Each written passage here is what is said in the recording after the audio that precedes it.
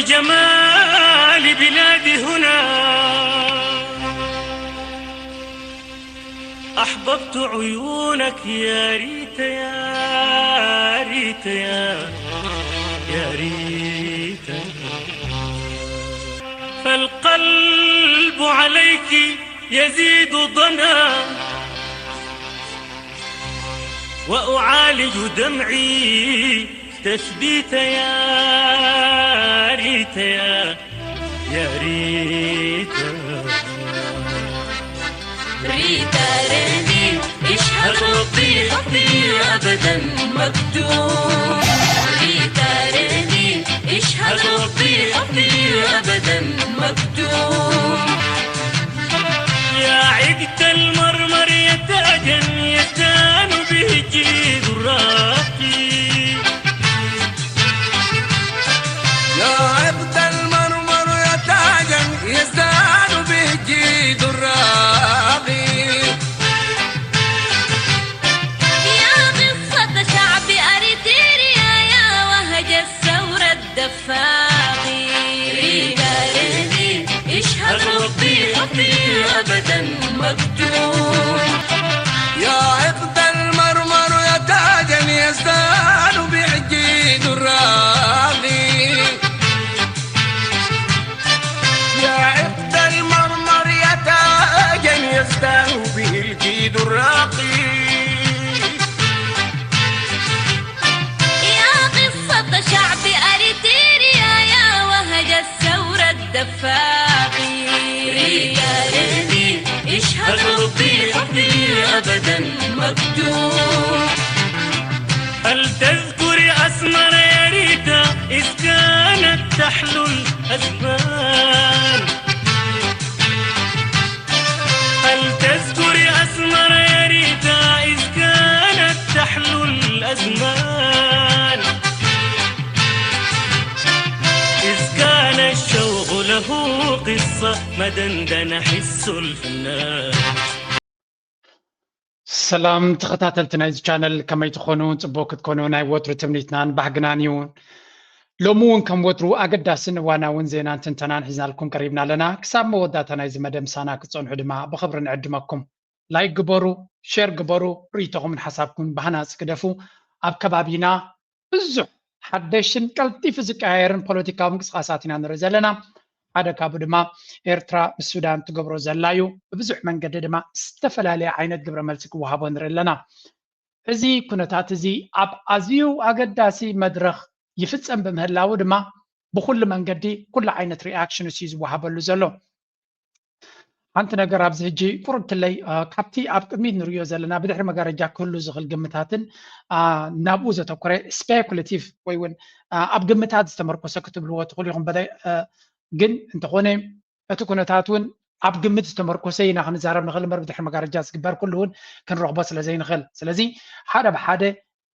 كان ريو كان فتنينا قد من أبز متعاونا هاجرات عرب زخط الوزلو اسكي كنسمع كنفتن مغنياتو أتي عرب زبال هاجر ويونزي غالف ستيتس انت عين تراي صوتلو قد مزنا ايرتران السودان مردانا زياده نعون ترينانا كردانا زغلسك بزيان يجمر تلتا نغرات كتحاسلكم فلاي ناي قطر ناي من يخاطب له ناي امارات كنسمعينا Sale to the UAE earlier this year. A lot of the UAE Qatar, buying the African century. This weekend's picture told a story. Qatar's Emir in Kanasha, days after meetings in Kigali, has growing influence in Africa, finance and security partnerships from Sahel to the Red Sea. Riyadh channels capital into tech and infrastructure. Turkey trains and equips forces on the Horn. Iran sleeps in drones and deals where vacuums emerge. The headline is money, but the subtext is leverage, and where rivalries collide, conflicts and corruption often follow. Qatar's diplomacy and money are now moving in tandem. Emir Sheikh انتاينا نسمع زلنا بحفشا حدا نجر كردانا أبزع بوتاتات ونريون نسمعون زلناينا هجرات عرب نتيجة أوتاناي بوليتيكا تبو جيرن ماستر جيرونين أبزع قداي زدما زجبر كان تجبر كا زبل كان تبل كا كمت زخل بزح يلن أما حضرنا أمريكا حدا يمثل حدا يخيد بايدن يمثل ترامب يمثل دحري من يمثل كوستا يمثل أبي أوروبا ستارمر يمثل كالي يمثل أبي أوروبا حبرت أبي يوكي مالتي أبي أوروبا كوستا يخيد كوستا يمثل كونستانت نجر جنتهالو جنزبن دليتن إنفستمنتن سلزي نتي معربا عالم وقام جنزب والفناي جنزب كم زلوا سلستردهم نوعو لك نتينا أمريكان يوروبان بتزد اللي يحسكا أب أفريقيا دليت كنا جبر كام خاد زبل أكايدانا نرزلنا من البعض إذا بقمت كريوت أنا حناك مسلوكم خلي أبزعج زيادة ما كبهالن كزربن دس أنا حيو حنتجن ريل زخونا نجر كذكر داكم نزيا سمعوا له هج كانوا على البيرول مالنا شلون يعني؟ كنا ندفع لهم بعضهم صاروا نواب الآن وبعضهم صاروا وطنيين أعرفهم أنا في دول كثيرة كانوا ندفع لهم أزتري وزن لهم ناي قدم ناي إمارات ناي قطر برايم مينستر زنبريو سلازي برايم مينستر محمد بن جاسيم زبال ناي قدم نقطر برايم مينستر ناتا زنبريو انتاي زبل زلو ጋዜጠኛታት ፖለቲከኛታት كلهم عينت أب معرباو عالم زلو بأوروبا يكون أمريكا بجنزبنا هنا نجزم أمناتنا payroll مالت دوموستنياتات يوم سلازي قطر نحنا ترايك يكونان بمولو زي قال في عرب هجرات نتي ميديا ناي معرباو عالمن ፖለቲከኛታቶምን ደሞዝና ንኸፍሎም ኢሉ ዘገርም ይዚ ኣብ ኣፍሪካ ጥራይ ብልሽውና ዘሎ ዓረብ ገንዘቦም ንኣፍሪካ ጥራይ ዝገዙ ዝመስለና ነይሩ ኖ ዓረብ ተረዲዎም ይትገይም ንምዕራባዊ ዓለም ዲሞክራሲ ማለት ሎቢ ብዝብል ሽም ብልሽውና ንኽትገብር ከም ዝከኣል ፈሊጦም ኣለዉ ሕጂ ኣብዚ እዋን እዚ ኣብ ኣሜሪካ እንታይ ዝዝረብ ዘሎ ትፈልጡ ዶ ሎቢ ናይ ቀጠር ናይ ኢማራት ናይ ስዑድያ ይበኣሱ ኣለዉ እዩ ዝበሃል ተዲኹም ንለኹም ይበኣሱ ንሓትሕዶም ኣብ ዋሽንግተን ማለት እዩ ኣብ ሎንዶን ከምኡ ኣብ ብራስልስ ከምኡ ኣብ ስትራስቡርግ ከምኡ ስለዚ እንታይ እቲ ኩነታት ኮይኑ ዘሎ እዞም ሃገራት ዓረብ መን ዝያዳ ፅልዋ ይህልዎ ብገንዘቡ እዩ ኮይኑ ዘሎ ናይ እስራኤል ድማ ናይ እስራኤል ፍልይ ዝበለ ምክንያቱ ናይ እስራኤል ሎቢ ብኣሜሪካውያን ስለ ዝካየድ ኣይሁዳውያን ኣሜሪካውያን ኩሎም ቶም ቢልዮነራት ኣይሁዳውያን ስለ ዝኾኑ ንሳቶም ናይ እስራኤል ሎቢ ኣብ ውሽጢ ኣሜሪካ ይስራሕ ናይዚኣቶም ግን ከም ናይ ወፃእተኛታት ሎቢ ኮይኖም እዮም ዝሰርሑ ስለዚ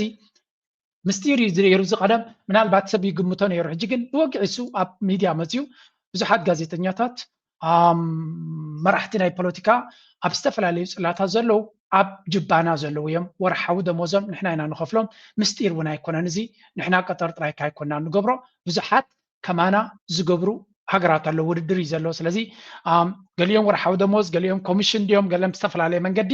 ገንዘብ ይረኽቡ ማለት እዩ እዚ ኸ እንታይ ዝገብር ፅልዋ ንኽትገብር ድሌታትካ ንኸተስልጥ ኣብ ኣሜሪካ ይኹን ኣብ ካልእ ከም ንቡር ኮይኑ እዩ ዝስራሓሉ ዘሎ ናበለይ ዝነግር ዘሎ እዛ ቪድዮ እዚኣ ቫይራል ኮይና ኣላ ምክንያቱ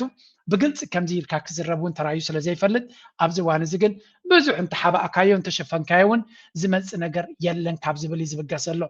ናው ብልሽውና ኣብ ኣፍሪካ ጥራይ ዘሎ ኮይኑ ዝስማዓና ብዙሓት ኢና ነው እቲ ብልሽውና ኣብ ኣፍሪካ ሓንቲ ሽም እያ ዘላቶ ኮራፕሽን እዩ ዝበሃል ኣብ ኣሜሪካ ክኾን ከሎ ግን ሎቢ እዩ ዝበሃል ሎቢ ሕጂ እቲ ብልሽውና ብኸመይ መንገዲ ይፍፀም እንድሕሪ ኢልኩም ድማ ብፍላይ ቀጠር ስዑድያ ልዕሊ ኩሉ ድማ ኢማራት ነቲ ትገብሮ ዘላ ብኸመይ መንገዲ እትገብሮ ንዝብል ብዙሕ ትንተና እዩ ዝወሃቦ መጀመርያ ነቶም ፖለቲከኛታት ኣብ ጅብኦም ኣይኮንካን ገንዘብ ትእትወሎም ምናልባት ካብኡ ናብኡ ቁሩብ ትለይ ክንሰምዕ ምንታን እቲ ፅልዋ ዝግበር ዘሎ እንታይ ዳ ኢኻ ትገብር ናይ ኢንቨስትመንት ዕድል ኢኻ ባይታ ተጣጣሕሎ ንኣብነት ዶናልድ ትራምፕ ኣብ ጅባኻንካ ገንዘብ ክብልዎ ይክእሉን እዮም ምክንያቱ መንግስቲ ኣሜሪካ ወይ እውን እቲ ናይ ኣሜሪካ ሲስተምስ ክቋፀሮ ስለ ዝኽእል እንታይ ዳ ትገብር ንኣሜሪካ ንዶናልድ ትራምፕ ስድራ ቤቱ ናይ ኢንቨስትመንት ዕድል ትፈጥረሎ ወይ እውን ብዝመቸአ መንገዲ ዝበለፀ መሬት ብዝመቸአ መንገዲ ከም ዝረክብ ኣብ ቀጠር ትገብሮ ቀጠር ድማ ኣትራክቲቭ ናይ ኢንቨስትመንት ቦታ ስለ ዝኾነ ናይ ቱሪዝምን ናይ ኢንቨስትመንትን ስለ ዝኾነ ከምኡ ጌርካ ምስ ኣመቻቻእካሉ ሽዑ ዶናልድ ትራምፕ እንታይ ዝገብር ንቀጠር ኣይሃስያኒ ወይ እውን ንቀጠር ወይ እውን ንኢማራት ዝሃስብ ፖሊሲ ይገብርኒ ስለምንታይ ብቐጥታ ንትካላት ናቱ ስለ ዝትንክፍ ብቐጥታ ንጅባ ናቱ ስለ ዝትንክፍ ብቐጥታ ንረብሓ ናቱ ስለ ዝትንክፍ ስለዚ እንታይ ትገብሮ ነቶም ብልሽውና ኢልካ ክትከሶ ይትኽእልኒ ኢኻ ምክንያቱ ቢዝነስ ክገብር እዩ ዝኸዩ ዘሎ ትካላት ናይ ዶናልድ ትራምፕ ዝበሃል ግን ምቹእ ዝኾነ ብዝበለፀ ኮንዲሽን ብተወዳዳሪ ዘይኮነ ብዝበለፀ ፅቡቕ መሬት ፅቡቕ ዝኾነ ተርምስ ኢንቨስትመንትታትን ካልእ እናገበርካ نتي تكالات ناتو تربحو سلاز دونالد ترامب نزرأي حماق انت قبرات إمارات عينو صغيطك خيد شلالي لك خيد يزقدد أب قطركم أب سعودياكم سلاز زيوم سبات زياتهم نتي قيم أصبيقهم ترديومو بالشونا الكاون كتكسو زي تغلا واشنطن ترادي كوني بزوح نقرات كالي من قد غيركا بزبالة من قدي نت سيستم تتكاب بتزح الزن كفال هقرات عرب بخمس من قدك ربحة ويون ادفانتجز أسواركا كالكا أسوار مجزا كجف جنزب سلازلهم أسوار كنجزينا يبلو هجي دونالد ترامب كأبي غلي ويون قاله تمنا أسوار دو شوط تكالات جن نت استابليشمنت أمريكا نت بوليتيكا أمريكا كم صغير يقبرو منتان إمارات يكون قطر يكون سعودية ببزح بليونات انفستيجرهم أسوار نخجزو نفرت نخجزو سلاز تايم تقبر زلو indirectly كمي غير كانت بوليتيكا أمريكا أبغونهم دو كم زبلي قبرو له تجيم دما نزس لتردو وي هجي نما لسابتناتنا إذا كم زعينت جنزب تزيبلنا انتهي كنقبر نخل بفلاي إتي إيرترا مس السودان تقبر زلا بز مقان حيالا زخونا بزوبانا زخدو وزلو نحنا انتهي يتصبينا له ويونتا عينت بدو كما تسألنا يخل حنت كاب زخول نريا زلنا بزحت أفريقياويان أنا كزارب وزوعلو اليوم زلو بجاك إيرترا كالوت كلن هجرات قرن أفريقيا زتجز آين سلازي إذا أنكو بعلا كتوسن تخل هجر انتلاب كبابينا إيرترا رايا خا نتي حق أنينا أفريقيا سمعت تخطلو زلا زبل زرباينا نسمع زلنا. Now let's go back to what is going on up to بفلاي بوغن إثيوبيا زبحال زلو قدم جن تي بزعبا إيرترا زبحال زلو ريبورتس كنسمع. بجمال بلادي هنا. Sorry, give me a second. زي دلينير مثلني where is that? زيالاتكم زي ريبورت سمعوا لي مجمرة.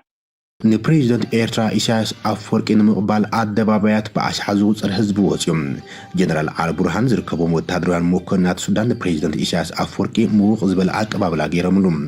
ፕሬዚደንት ኤርትራ ኢሳያስ አፈወርቂ ሎሚ ቀዳም ናብታ ብግዝያውነት ርእሰ ከተማ ሱዳን ዝኾነት ፖርት ሱዳን ኣትዮም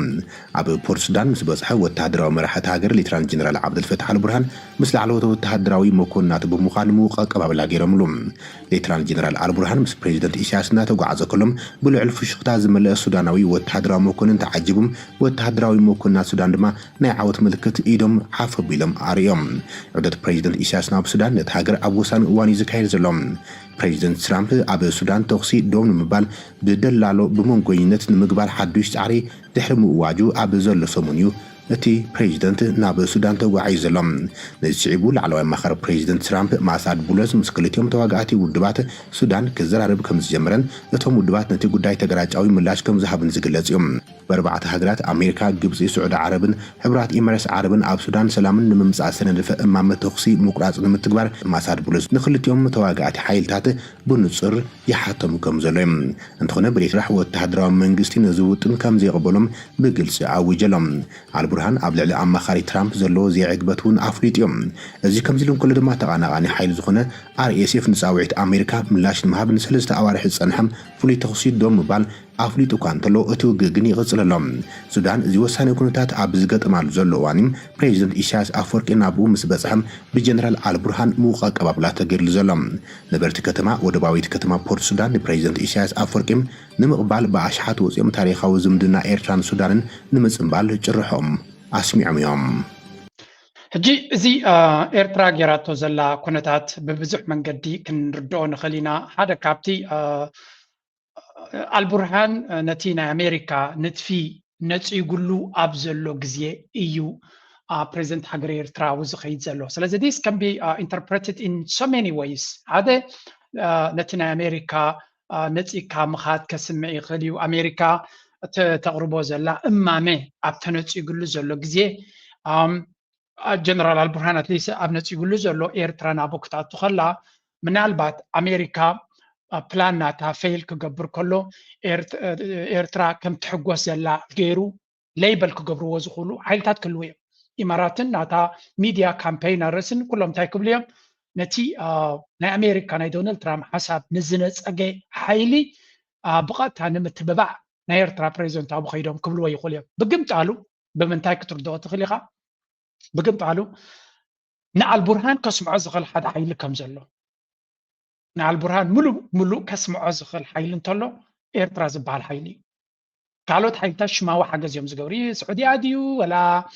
ወላ ግብፂ ድዩ ሓገዝትና እዮም ዝበሃሉ ግን በዓልኩም ትፈልጡ ኢሉ ውግእ ክቅፅል ከም ዝኽእል አልቡርሃን ፈሊጦም ኣለዉ ምክንያቱ ኣብቲ ዶናልድ ትራምፕ ዘቕረቦ እማሜ ወይ ካት መሳድ ፕሎስ ዘቕረቦ እማሜ ምስ ስዑድያን ግብፅን ኢማራትን ተዘራሪበ ዝብል ኣብቲ ኳድ ግሩፕ ተዘራሪብና እዮም ዝብሉ ዘሎ ስለዚ እቶም ኳድ ግብፂ ይኹን ስዑድያ ነቲ ሓሳብ ቀሪቡ ዘሎ ተቐቢሎም እንድሕር ኮይኖም ኒ አልቡርሃን ከም ዘይምችኦ ስለዝፈለተ አልቡርሃን ነፂግዎ ነቲ ጉዳይ ስለዚ እቲ እንኮ ነዚ ኩነታት እዚ ናይ ዶናልድ ትራምፕ ንጥፊ ነፂጉ ንክኸይድ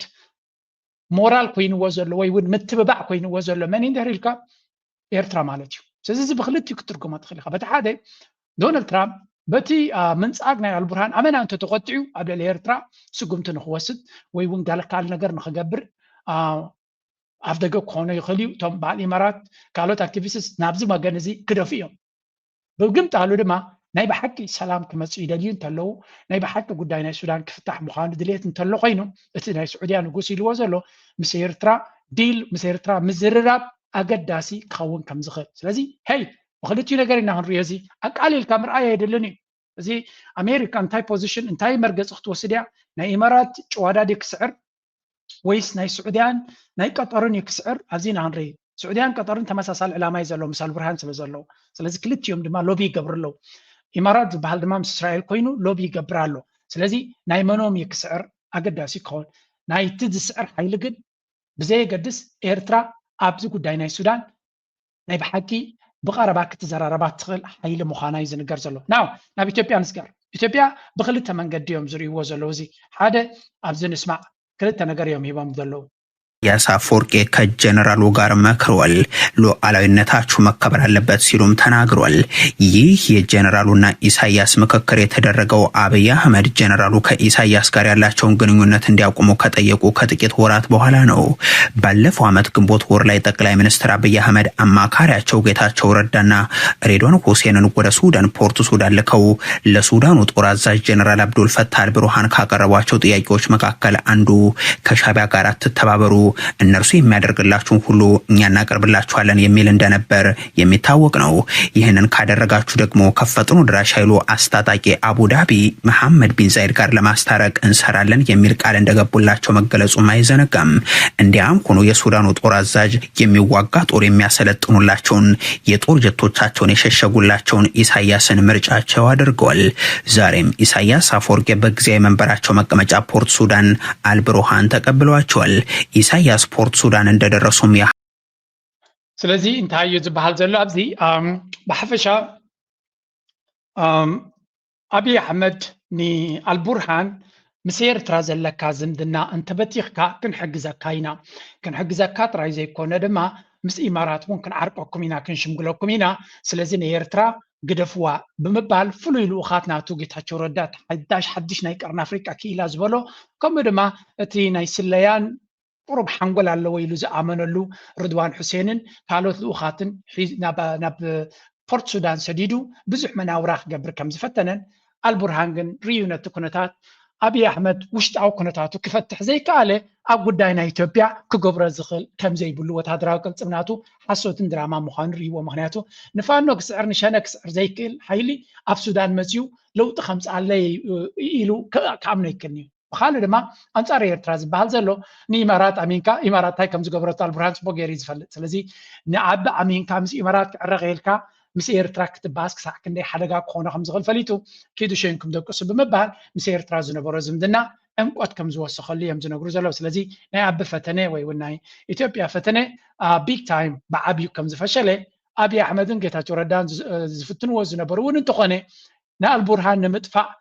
ሸረኽ የዳልዉ ከም ዝነበሩ ተረዲዎ ከም ዘይዋፅኦ ፈሊጡ ማለት እዩ ስለዚ አብይ አሕመድ ኣብዚ ጉዳይ እዚ ፌይል ከም ዝገበረ ክረአ ከሎ ብካልእ መንገዲ ድማ ነቲ ኩነታት ብኸመይ ትርጉሞ ኣሎ ክልተ ዓይነት ትርጎማ ስለ ዘለዎ እዩ ነዚ እውን ንስማዕ ኣብዚ እውን እንታይ ዓይነት ትርጓሜ ሂብዎ ኣለዉ ስምዑ እንኩላ ተሓሒዝና ክንርኢና ሹ ጉዳይ ምክር የኤርትራው ፕሬዝዳንት ኢሳያስ አፈወርቂ በትላንትናው ዕለት ከሰዓት በኋላ የሱዳን መንግስት ጊዜያዊ መቀመጫ ወደ ሆነችው የቀይ ባህር ዳርቻዋ ፖርት ሱዳን ገብተዋል።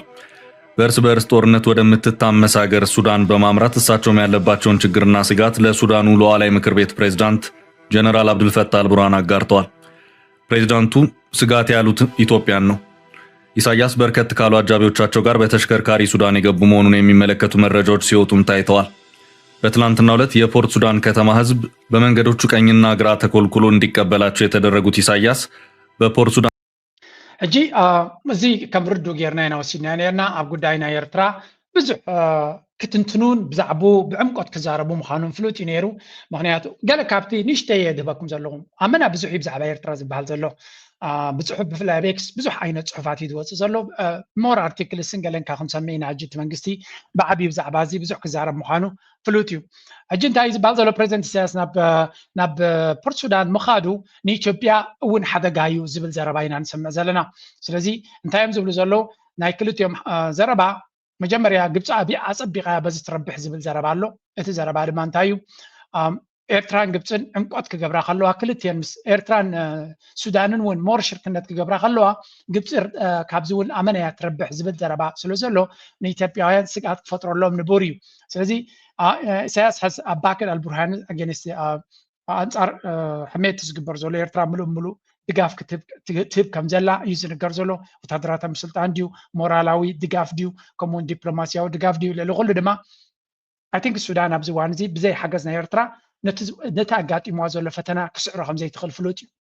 ስለዚ ክሳብ ሕጂ ትኸዶ ዘላ ኣብ ባይታ ዝረአ ዘሎ ኩነታት ናይ ኤርትራ ምዃኑ እዮም ዝፈልጡ ብግምጣሉ አርኤስኤፍ ደጋሎ ተደጋጋሚ ሕሜት ክዛረብ ከሎ ሰራዊት ናይ አልቡርሃን እዚ ዓይነት ውፅኢት ደምፅእ ዘሎ ሻዕብያ ስለ ዝሕግዞ ዘሎ እዩ ኤርትራ ስለ ትሕግዞ ዘላ ብምባል ካብቲ ኩሉ ዝወሃቦ ዘሎ ሓገዝ ናይ ኤርትራ እቲ ቀንዲ ሓደጋ ኮይንዎ ዘሎ ምዃኑ ብተደጋጋሚ ክገልፅ ንሂሎ ኤርትራ ዋላ እኳ ሎውኪ ንኩሉ ትገብሮ ዘላ ሸፊናቶ ክትከይተፈተነት ግን ካብ ዓይኒ ብዙሓት ዋላ እውን እቶምኒ ኩነታት ብቐረባ ዝከታተሉ ዘሎ ኣክቲቪስትስ ናይ ኤርትራ መገሻ ብፍሉይ ነገር ሪፖርት ክገብርዎ ርኢና ኣለና ስለዚ ኤርትራ ድማ ነቲ ጉዳይ ናይ ሱዳን ንምፍታሕ ኩሉ ዝከኣላ ክትገብር ምዃና ኤርትራ ኣብ ግብፂ ኣብ ፕሬዚደንት ኢሳያስ ኣብ ግብፂ ከይድሉ ኣብ ዝነበረ እውን ብጉዳይ ናይ ሱዳን ኣብቲ ዝሃቦ ኢንተርቪው እውን ጉዳይ ናይ ሱዳን ቀረባ ንዑ ምዃኑን ኣብቲ ጉዳይቲ ሞር ኣስተዋፅኦ ክገብር ከም ዝደልን ገሊፁ ነይሩ ስለዚ እቲ ናይ ኤርትራ ኩነታት ድማ ዳርጋ ንኩላቶም ንፁር እናኾነ እዩ ዝመፅእ ዘሎ እዚ ብኩሉ መንገዲ ኤርትራ ብዙሕ ሓገዝ ክትገብር ብዙሕ ፅልዋ ክትገብር ከም ትደሊ ዘላን አልቡርሃን ድማ ኩሉ ካብቲ ዝረኣናዮ ናይ ኤርትራ ምምፃእ ከም ሓደ ዓብይ ጩራ ናይ ተስፋ ኮይንዎም ከም ዘሎ መንግስቲ ኤርትራ እንታይ ኢሉ ፅሒፉ ብዛዕባ እዚ ጉዳይ ብኣቶ የማነ ክንጅምር ኣቶ የማነ ብዙሕ ግዜ ፖስት ዝገብሩ ተራእዮም ኣቶ የማነ ገብረ መስቀል ማለት እዩ ፕሬዚደንት ናይ ኢሳያስ ብዕድመ ናይ አልቡርሃን ናይቲ ሶቨሬን ካውንስል ዝበሃል ማለት እዩ ናብ ሱዳን ከም ዝኸደን ዕምቆ ዘለዎ ርክባትን ዝርርብን ንክካይዱ ከም ዝኸዱን እቲ ርክብ ድማ ኣብ ናይ ክልተኣዊ ሽርክነትን ኣብ ጉዳይ ናይቲ ሶባን ዘተኮረ ከም ዝነበረን ከምኡውን ንዓለም ለኻዊ ኣገደስቲ ነጥብታት ከም ተዘራረቡን ፕሬዚደንት ኢሳያስ ኤርትራስ ፈርም ኤንድ ፕሪንሲፕል ደጊሙ ከም ዘስመረሉ ናይ ኤርትራ መትከላውን ሓያልን ዝኾነ መርገፂ ኣብ ጎኒ ህዝቢ ሱዳን ንልኡላውነትን ግዛታዊ ሓድነትን ናይ ሱዳን ሙሉእ ብምሉእ ደገፍ ከም ትገብር ደጊሙ ፕሬዚደንት ኢሳያስ ከም ዝነገሮም እዩ ዝነግር ዘሎ ብግምጣሉ ብካልእ ገፅ ድማ አልቡርሃን ከምኡ ፎር ሂዝ ፓርት ሰድ ነቲ ኤርትራ ትገብሮ ዘላ መርገፂ ናይ ኤርትራ ናይ ብሓቂ ዓብይ ኣኽብሮት ከም ዘለዎን ህዝብን መንግስትን ሱዳን ሰራዊትን ሱዳን ድማ ንመንግስቲ ኤርትራ ዓብ ክብሪ ከም ዘለዎ ተደጋጋሚ ገሊፁ ኣነ ነቲ ኩነታት ተቐቢለ ድማ እንታይ ኢለ ፅሒፈ ኤርትራን ሱዳንን ዘለዎም ዕምቆ ዘለዎ ሽርክነት ብታሪክ ብክብሪ ከምኡውን ናይ መፃኢ ዕጫናትና እውን ስለ ዝተጠናነገ ግድን ክንገብሮ ዘለና እዩ እዚ ከዓ ሱዳን ኣብ በዳሂ መድረክ ናይ ህላዊ ቃልሳብ ትገብረሉ ዘላ ኤርትራ ብመትከል ፅኑዕ ዝኾነ መርገፂ ሒዛ ኣብ ጎና ደው ኢላ ነቲ ኩሉ ዝግበር ዘሎ ድማ ንፍሉይ ረብሓ ፍሉይ ፀጋታት ፍሉይ ዝናን ክብርን ንክወሃባ ዘይኮነ ነቲ ንሱዳን ዘጋጥም ዘሎ ብድሆ ንዓና እውን ከጋጥመና ዝኽእል ብድሆ ምዃኑ ኣሚና እያ ትኸይ ዘላ ኤርትራ ምስ ሱዳን ዘለዋ ፍሉይ ዝበለ ሕውነትን ሽርክነትን ካብ ምንታይ ዝብገስ ተይልና ድማ መጀመርያ ሰፊሕ ዶብ ስለ ዘለና ደማዊ ባህላዊ ብብዙሕ መንገዲ ምሶም ከም ንራኸብን ቃልሲ ናይ ህዝቢ ኤርትራ ድማ ልዕሊ ማንም ዝሓገዞን ህዝቢ ኤርትራ ዝሓቆፈን ዝኸብከበን እንተሎ ህዝቢ ሱዳን እዩ ስለዚ ንሱዳን ዝግበር ነቲ ቅድሚ ሕጂ ዝነበረና ዕዳ ምምላስ ከም ዝኾነን ካልኣይ ድማ እቲ ንሱዳን ዝብትን ዘሎ ሓይሊ ንዓና እውን ብቐጥታ ዝሃርመናን ከጥፋኣና ዝደሊ ሓይሊ ምዃኑ ገሊፁ ኣለኹ ማለት እዩ ኤርትራ ግን ንሱዳን ጥራይ ዘይኮነስ ዋላ ንሶማልያ እውን ነቲ ዘለዋ ፀገም ሰጊራ ሓያል ኮይና ንክትወፅእ ተደጋጋሚ ክትሕግዝ ተራእያ እያ كمون ولا نزلومي كدعو أنصارنا صغير زلو أبي أحمد ونتخونا أب حما جزيو دوز بلوتلون زي حجزتون حجر يعني را سلزينا إيرترا السودان محجز فليز بلا فتص أما زي كونه أب قرن أفريقيا مش كلن تنحيلتات زرع زليو سلزي بريزنت سياس بعدمناي البرهان ناب السودان خيط كله السودان زجبر زولا استواتو فليز بلا كونه تادي كونه إيرترا بتتجاجامي كتريو سنحت بحريو بمبال صحيفة اللغو أبيك صارلو شرق برو ያሉ ስልጣኔዎች ኢትዮጵያ ውስጥ ያሉ ስልጣኔዎች ቅድመ አክሱም እና ከአክሱም በኋላ ብለን በሁለት ብንከፍል አክሱም ብዙ የተነገረለት ስለሆነ ቅድመ አክሱም የዛሬ 2500 ዓመት ዓለም ገደማ አሁን 3000 ገደማ ሆኗል ማለት ነው። የፑንት ስልጣኔ ነበረ። የፑንት ስልጣኔ ግማሽ የሚያህል ኢትዮጵያን ይዞ ዋና ፎከሱ ቀይ ባህርን የሚቆጣጠር ነው። ፑንት ወጥቶ ሲወርድ የኩሽ ስልጣኔ መጣ። የኩሽ ስልጣኔ እንደገና ቀይ ባህርን በስፋት ይዞ እዚህ ጋር እንደምታዩት ወደ ኋላ እስከ ሱዳን ድረስ ይሰፋል። የኩሽ ስልጣኔ ወድቆ የዳማት ስልጣኔ ደግሞ ሲመጣ የተወሰኑ የሚከፋፈሉ አሉ። ግን አሁንም ቀይ ባህርን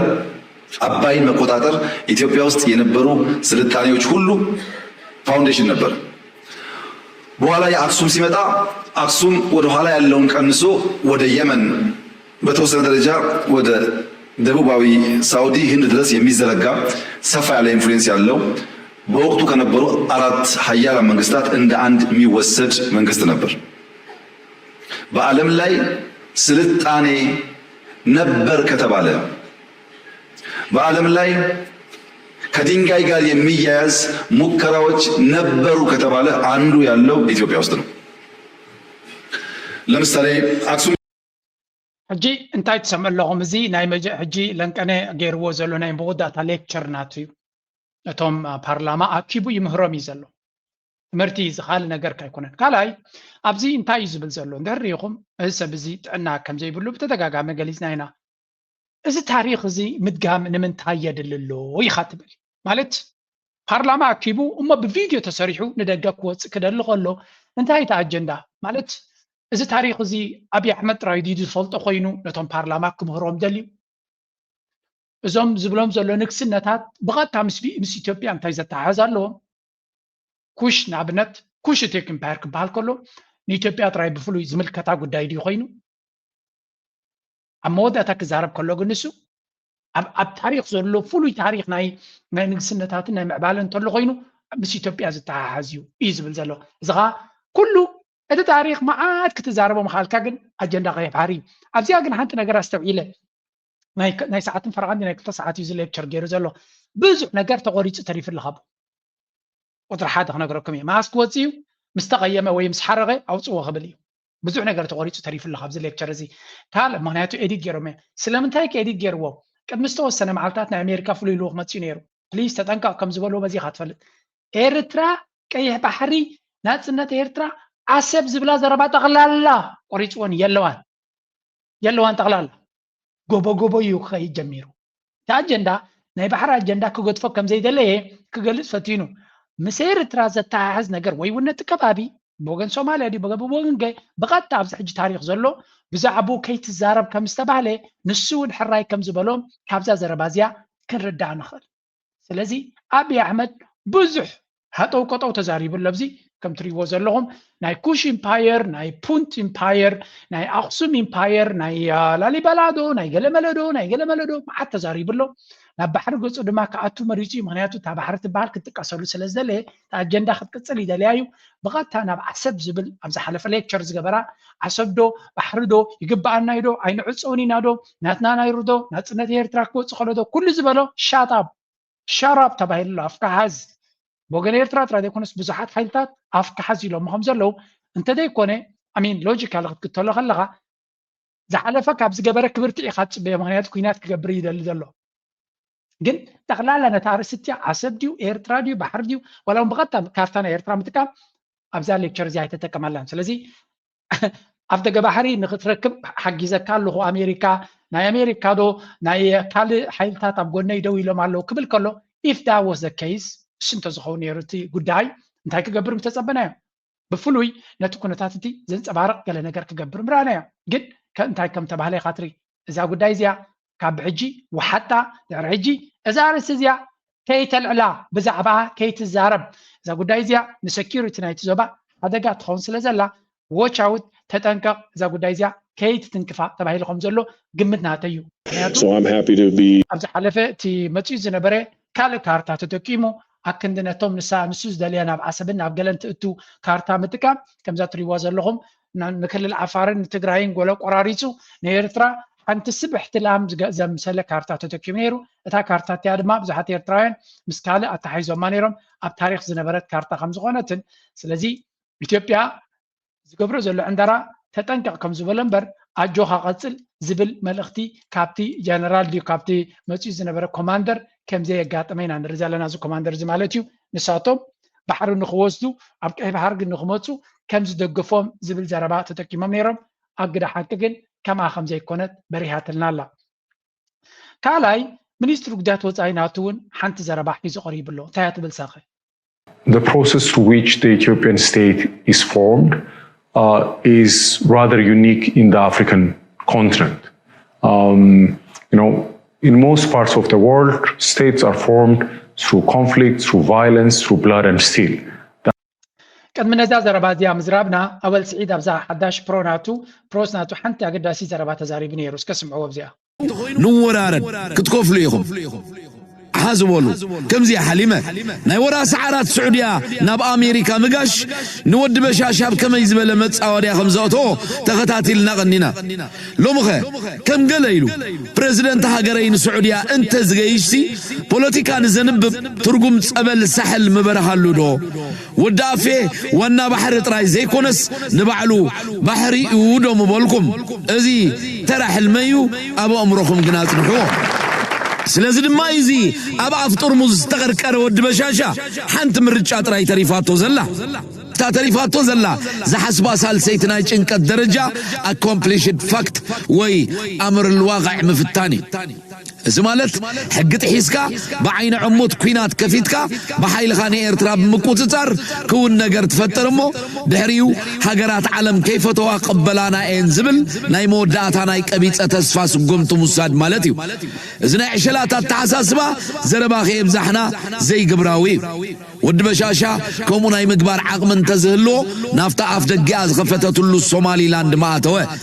نابي إيرترا تنكسب للعلت نابي كتوصلوا مخاناقن أدعدي عفلتي ليك أو تعلمون ببغان قوم أو عائلهم ملو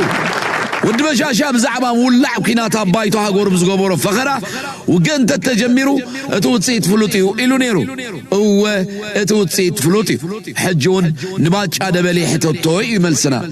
باتش عدبالي تجفت شفن زبلا بيهاي نرفغيرهم نابي أحمد قابي زمولو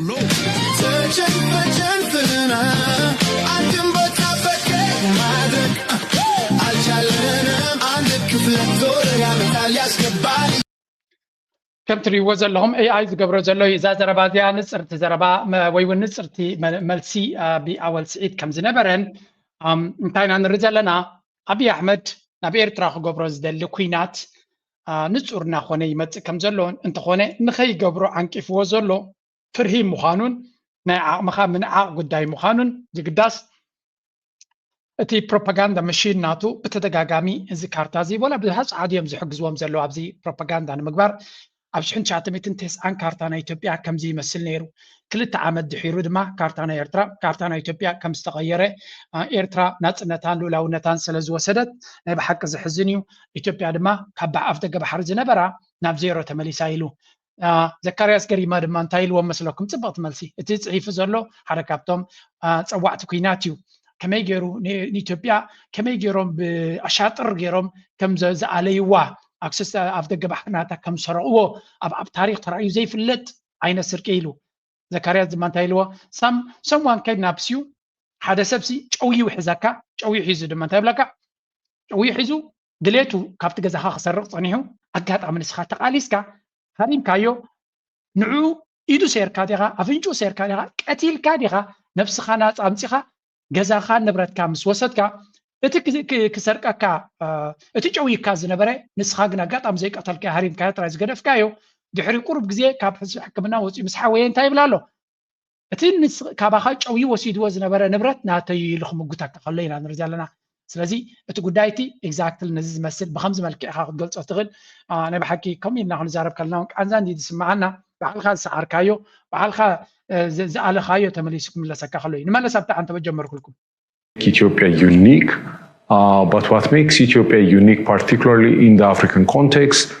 is the fact that the state formation was led by indigenous native forces. The main protagonists in this process are Ethiopian. But if you look at the history of most African countries, the state formation was,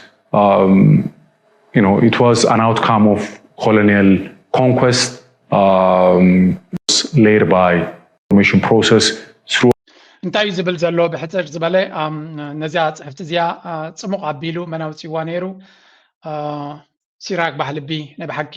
ዓብ ስራሕ ይሰርሕ ዘሎ ሲራክ ባህልቢ ከም ብዙሓት ኤርትራውያን ኣብ ሚድያ ዘለዎ ማለት እዩ ነቲ ዓጀውጀው ናቶም ብዝምልካዕ ናብ ዝግቦም ሰባት ምስግጋር ሓደ ካብቲ ኣገዳሲ እዩ እንታይ ዝብል ኣብዚ ኢትዮጵያ ካብ ካልኦት ሃገራት ኣፍሪካ ፍልይ ዘብላ ብዙሕ ነገራት ኣሎ እዩ ዝብል ሓደ ኣቃውማ ናይ ኢትዮጵያ ካልኦት ሃገራት ኣፍሪካ ብመግዛእቲ ናይ ኤውሮጳውያን ክቆም ከሎ ናይ ኢትዮጵያ ግን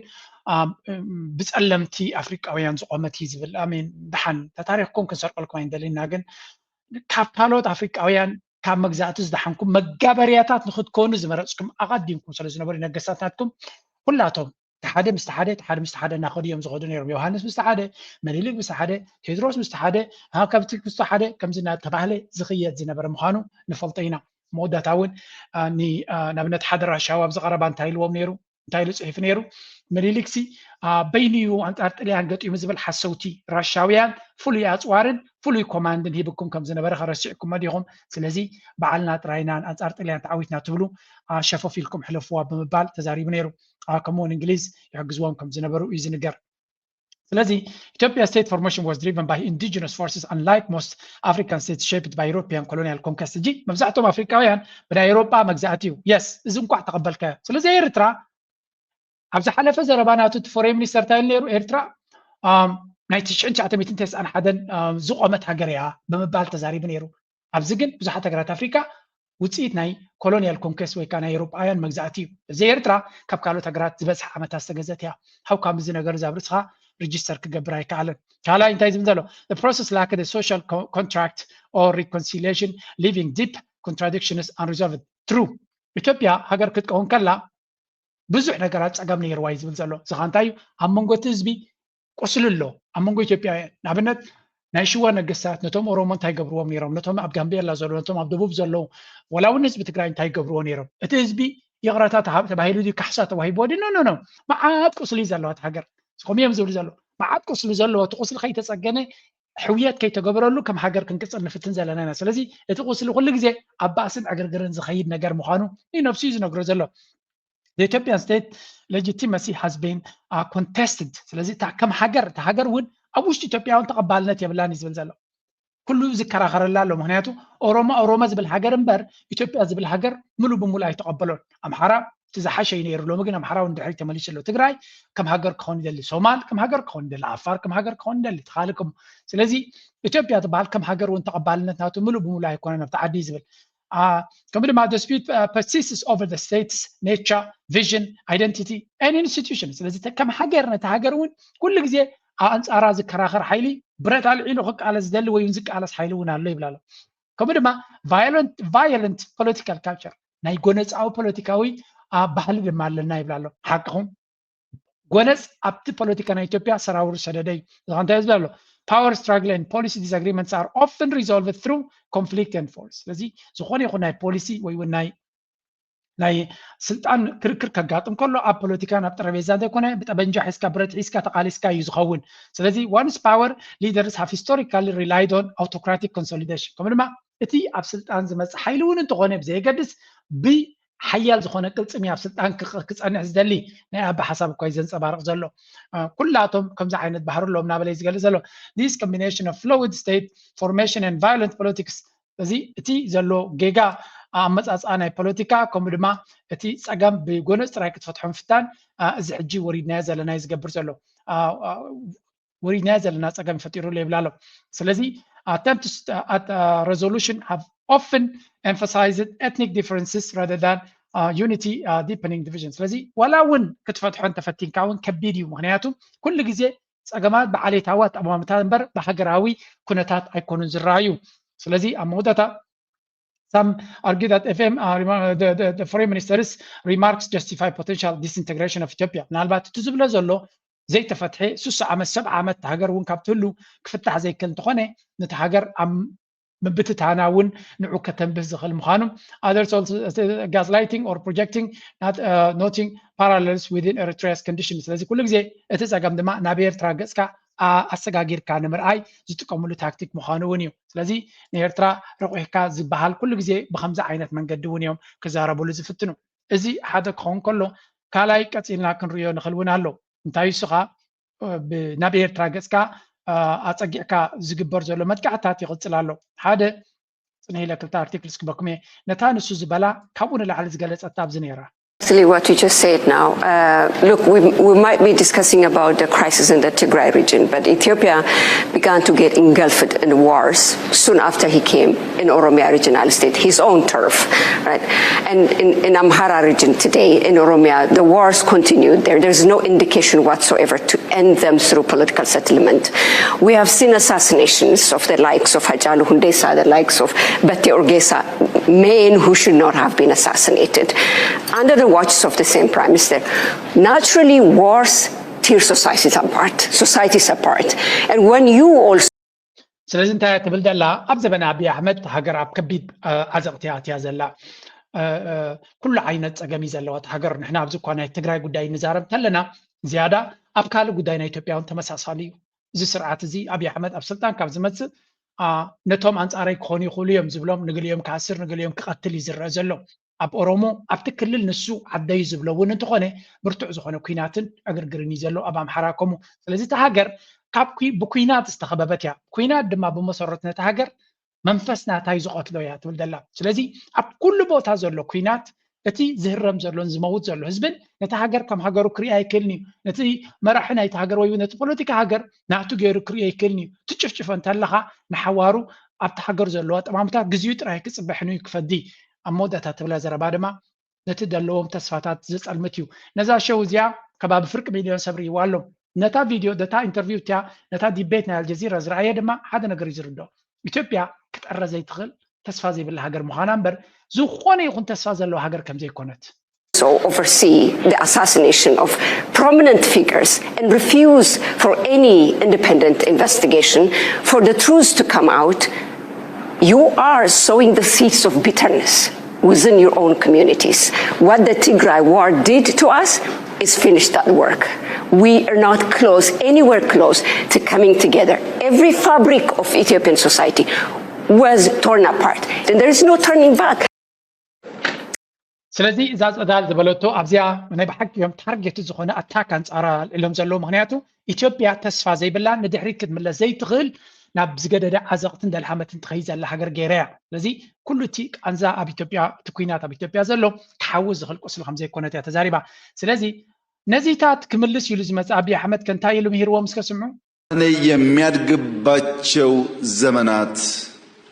የኢትዮጵያ ስልጣኔ ዲክላይን የሚያደርግባቸው ጊዜዎች በጥቅል ሲታዩ የቮይስ እና የኖይዝ ኮምፒቲሽን ነው ቮይሶች ጎልተው ሲወጡ ቮይሶች ኖይዝን ሰፕረስ ማድረግ ሲችሉ ቮይሶች በብዙዎች ክሊርሊ ተደምጠው ተከታይ ሲያገኙ እድገት ስልጣኔ አለ ኖይዞች ሲበረቱ ቮይስ ሰፕረስ ሲሆን ደግሞ ስልጣኔን ማውደም አለ ኖይዝና ኣብ ኢትዮጵያ ሓደ ነገር ንጹር እዩ ኣብ ኢትዮጵያ ናይ ቋንቋ እንግሊሽ ሩይ ዝኾነ ፀገም እዩ ዘለዎ ኣብ ኩሉ ኢትዮጵያ ኸይድካ እንተሪኻ ከምዚ ናይ ኤርትራ ኣይኮነን እንግሊሽ ብጣዕሚ ድኹማት እዩ ኣብይ ኣሕመድ ሓንቲ ኢንተርቪው እንተኾነ ብእንግሊሽ ክገብር ድፍረት ዘይብሉ ወይ ብቅዓት ዘይብሉ መራሒ ምዃኑ 7 ዓመት ኣቑፂሩ ኣሎ ክዛረብ ከሎ ነዞም ናቱ ፓርላማ ግን ኢትዮጵያውያን እዮም ኣምሓርኛ ይዝርድኦም ገሊኦም እንግሊሽ ኣይፈልጡን እዮም እቲ ዝሆል ናይቲ ብምሉእ እቲ መልእኽቲ ሲ ቮይስ ኤንድ ኖይዝ ኣብ ዝብል ኣርእስቲ እዩ ኣነ ርግፀኛ 50% ናይቲ ሃገር ኣይርድኦም እንታይ ማለት ምዃኑ ምክንያቱ ኣገደስቲ ኮንሰፕት እዩ ቮይስ ማለት ድምፂ ናይ ዝተፈላለየ ነገር ኖይዝ ድማ ሕማቕ ድምፂ ማለት እዩ ስለዚ ፅቡቕ ደርፊ ብሕማቕ ደራፍ ክድረፍ ከሎ ኖይዝ ዝቕየር ስለዚ ገልጠምጠም ዝብል ኣብ ዙርያኻ ዘሎ ኖይዝ ኢና ንብሎ ፅቡቕ ድምፂ ድማ ትርጉም ዘለዎ ዘረባ ክኸውን ይኽእል ደርፊ ክኸውን ይኽእል መልእኽቲ ክኸውን ይኽእል ካልእ ክኸውን ይኽእል ስለዚ ቮይስ ቨርሱስ ኖይዝ እናበለ ሓደ ብምስሊ ዝዛረብ ፕሮፌሰር ህዝቅኤል ድማ ኢሎም ዞም ሰባት እዚኣቶም ፖለቲካን ፖሊስን ዝርድኦም ኣይኮነን ዘይፈልጥዎም ምልክታት ወይ እውን ብኣምሳል ዘረባታትን ጥቕስታትን እዮም ዝጥቀሙ ኢሉ ትርጉሞም ዘይርድኦም ምክንያቱ ብኣምሳል ክትዛረብ ከለኻ ናይ ጌጋ ኢንተርፕሬቴሽን እውን ክወሃበካ ይኽእል እዩ እዚ ከዓ ንስኻ ኢኻ ትሕተት ምክንያቱ ዓበይቲ ጃርጎን ዝኾኑ ቃላትን ምስልታትን ትጥቀም እንድሕር ኮይንካ ፅባሕ ንጎ ብጌጋ ሰብ ተረዲኡካ ክትብል የብልካን ይብላ ኣሎ ስለዚ እዚ ሰብ እዚ ከምዚ ኢምፕረስ ክገብሮም እዩ ዝፍትን ዝተፈላለዩ ኮንሰፕትስ ሒዙ መፅኡ ከገርሞም ክምስጦም እዩ ዝፍትን ግን ሃገር ይመርሕ ከም ዘሎ ዘይርዶ ወይ እውን ብእንግሊሽ ክገብሮ ተደልዩ ስለምንታይ እቲ ሌክቸር ብእንግሊሽ ዘይገብሮ ሰብ ድማ ክርድኦ ይኽእል ብሓቂ እዚኣ እውን ነብሳ ዝኻለት ተገርም እያ ግን እቲ ዕላማ ኩሉ ግዜ ናብ ኤርትራ ቀጥታ ንኤርትራ ምጥቋስ ኣብዛ ጉዳይ እዚኣ ተቆጢብሎ ርግፀኛ እዮም ቆሪፆም ኣልዮም ኣለው ኣነ ግምት ናተይ ኣብ ዝሓለፈ ኩሉ ሌክቸር ዝገብሮ ንኤርትራ ከይዘለፈ ኣይሓልፍን እዩ ቆሪፆም ይኣልይዎ ድሓር ምስ ሓረቐ ወይ ገለ ምስ ኣጋጠመ ግን ይዝርግሕዎ ርኢና ኣለና ካልእ እሱ ከምዚ ይብል ኣሎ ብፖሊሲ ደረጃ ግን ንኤርትራ ምሽምጣጥ ቀዳማይ ስርሖም እዩ ኮይኑ ዘሎ እሱ ድማ እንታይ እዮም ዝብሉ ዘሎ ዲፕሎማሲ ናይ ኤርትራ በቲ ናይ ኣብ ሳሕል ዝነበረ መንፈስ በቲ ናይ ነቕፋ ሲንድሮም ዝብልዎ ዘሎ ቡይ ዝምራሕ ዝብል ሓድሽ ኣርቲክል እውን ኣውፅኦም ኣለው እሱ ድማ እንታይ እዮም ዝብሉ ዘሎ ኤርትራ ጌና ኩሉ ነገራታ ብዓይነት ናይ ህዝባዊ ግንባር ሓርነት ኤርትራ ዝወሰደ ቃልሲ ብኡ ዝረአዩ ንኢትዮጵያ ድማ ኩሉ ግዜ ከም ፀላኢ ተቐሚጡ ምስ ኤርትራ ምትሕባር ዘይኮነ ኩሉ ግዜ ምስ ኤርትራ ምስ ኢትዮጵያ ምትፍናን እዩ ዝመርፅ እቲ ዶክትሪን ኦፍ ሚሊታራይዜሽን ድማ ዲፕሎማሲ is treated as extension of war እቲ ዲፕሎማሲ ናቶም ድማ ከም መቐፀልታ ናይ ኩናት ገይሮም እዮም ዝርእይዎ ኩሉ ግዜ ንኢትዮጵያ ንምቁፅፃር ዳ እምበር ምስ ኤርትራ ምስ ኢትዮጵያ ምትሕባር ኣይረኣዮምን እዩ national survival is equated with military domination and regional confrontation ስለዚ ናይቲ ሃገር ህላወን ቀፃልነትን ድማ ወታደራዊ ዕብለላን ነቲ ዞባ ምቁፅፃርን ኣብኡ እዩ ዝምርኮስ ዝብል ኩሉ ትሶም ዝብልዎ ናባናዮም ዘፀግዕዎ regional strategy ናይ ዞባ ስትራቴጂ ናቶም ድማ እንታይ እዮም ዝብሉ ዘለው alignment with Egypt naval cooperation and support for insurgent groups in Somalia illustrated by proxy conflict ናይ ሶማልያ ቅድሚ ክንደይ ዓመታት ዝነበረ እቲ ናይ ዞባዊ ብትዕሳር ድማ ምስ ግብፂ ኮይንካ ሓበራዊ ስራሕ ምግባር ከምኡ ድማ ኣብቲ ዞባ ብመጋበርያታት ጌርካ ምክትታል ማለት እዩ post border clashes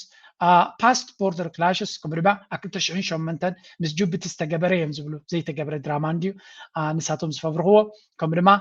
ኤርትራ ኤክስፖርትስ ኮንፍሊክትስ እግርግር እያ ናብ ካልእ ትሰድድ ናበሉ ንኤርትራ ንምጥቃም ኩሉ ዓይነት ኣርቲክልስን ካልእን እዮም ዝሰርሑ ዘለው ስለዚ ንኤርትራ ንምህራም ሰፊሕ ዝኾነ ፕሮፓጋንዳ እዮም ዝገብሩ ዘለው እቲ ኩነታት ናቶም ኣብ ሚድያ ወፂኦም ድማ እንታይ እዮም ዝብሉ ዝስምዑ That a smart move? I don't think so. Is that a smart leadership? I don't think so. Smart leaders are leaders like William Ruto, offered unrestricted access to the Indian Ocean, to the Ugandans. I'm referring to the speech of Museveni, President Museveni. He said, we are humanity. The Indian Ocean belongs to all of us. Ethiopia could say, Red Sea belongs to all of us. Please, we want to have access. Even he said, we can't even go to the point of what? Military, some kind of an action. He was very, very brutally honest. The response of William Ruto is that we shouldn't go there. We are brothers. You can use Malindi, you can use other Mombasa, Lamu, whatever ports you want. So, then what's the difference between the leaders in Eritrea and the leaders in Kenya? Lack of good.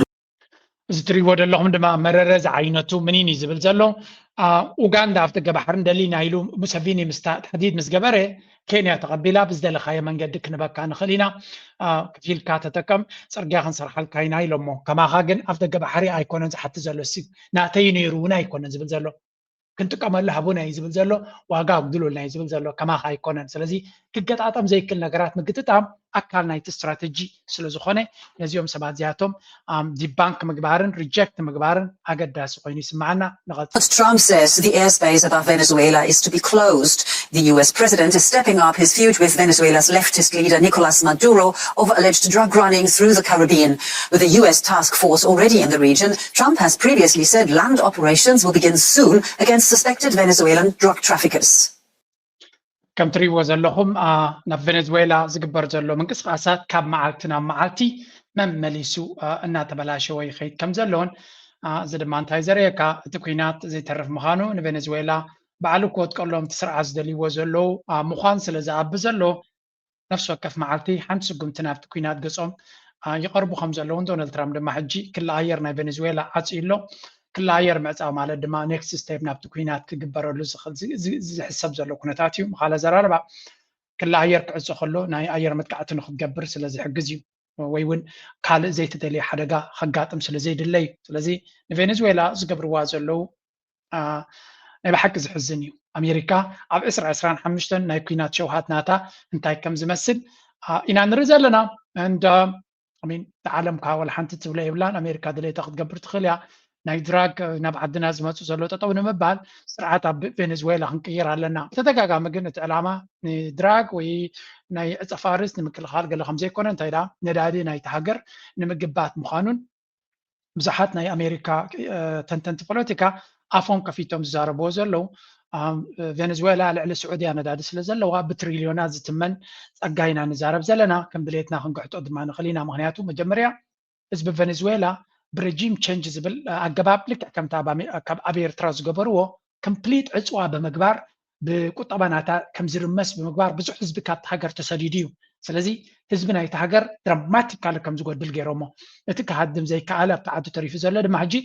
ሬጂም ቼንጅ ብምባል እዛ ኣብ ቬኔዙዌላ ትግበር ዘላ ኣብ ኤርትራ ዝተፈተነት እያ ክገርመኩም ተመሳሳልነት ኣለዎ that's why ድማ ነዚ ናይ ቬኔዙዌላ ተደጋጋሚ ንገልፀልኩም ዘለና ንቬኔዙዌላ ግን unfortunately ሓደ ንኣሜሪካ ኣብ ድርኩ ኺታ ስለ ዝኾነ ድሌታ ክትገብር ትኽእል እያ ካልኣይ ድማ እቲ ዝግበር ዘሎ ኩነታት ኣብዚ ሕጂ እዋን ማለት እዩ ኣሜሪካ ብቁጠባ እናጎደለ ስለ ትኸይድ ዘላ እዚ ነዳዲ ዝግድን እዩ ዘድልየና ዝብል ኩነታት ኢና ንርኢ ዘለና ከም ትሪእዎ ዘለኹም እቲ ምቕራብ ናይ ቬኔዙዌላ ኣመና ስትራቴጂካዊ ኣገዳስነት ኣለዎ እዮም ዝብሉ ምክንያቱ ኣብ ሃገር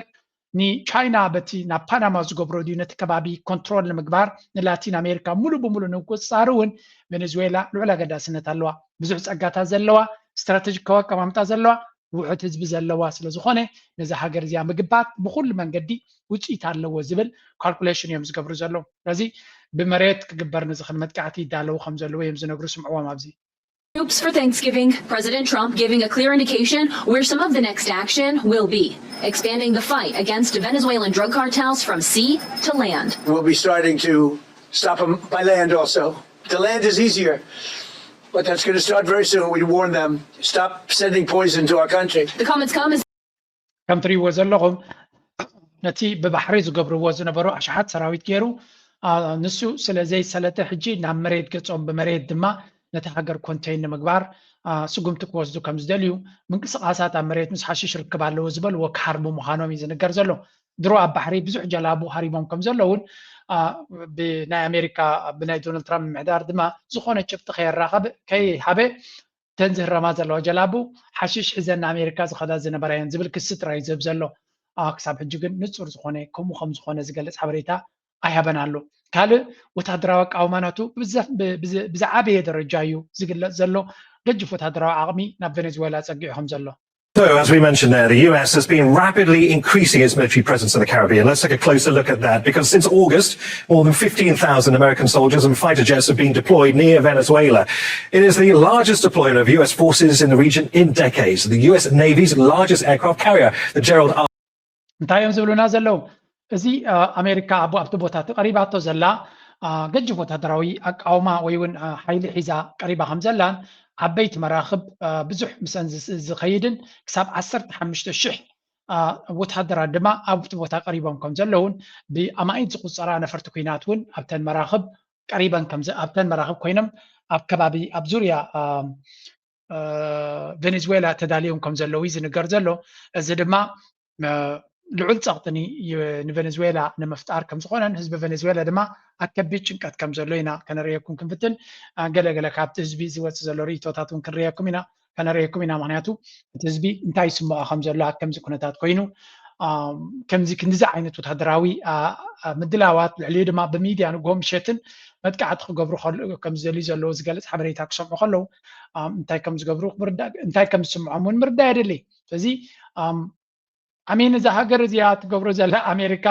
ኣከባቢኻ ኮይና ከምዚ ክትገብር ከላ እንታይ ስምዓት ህዝቢ ከም ክትርዶ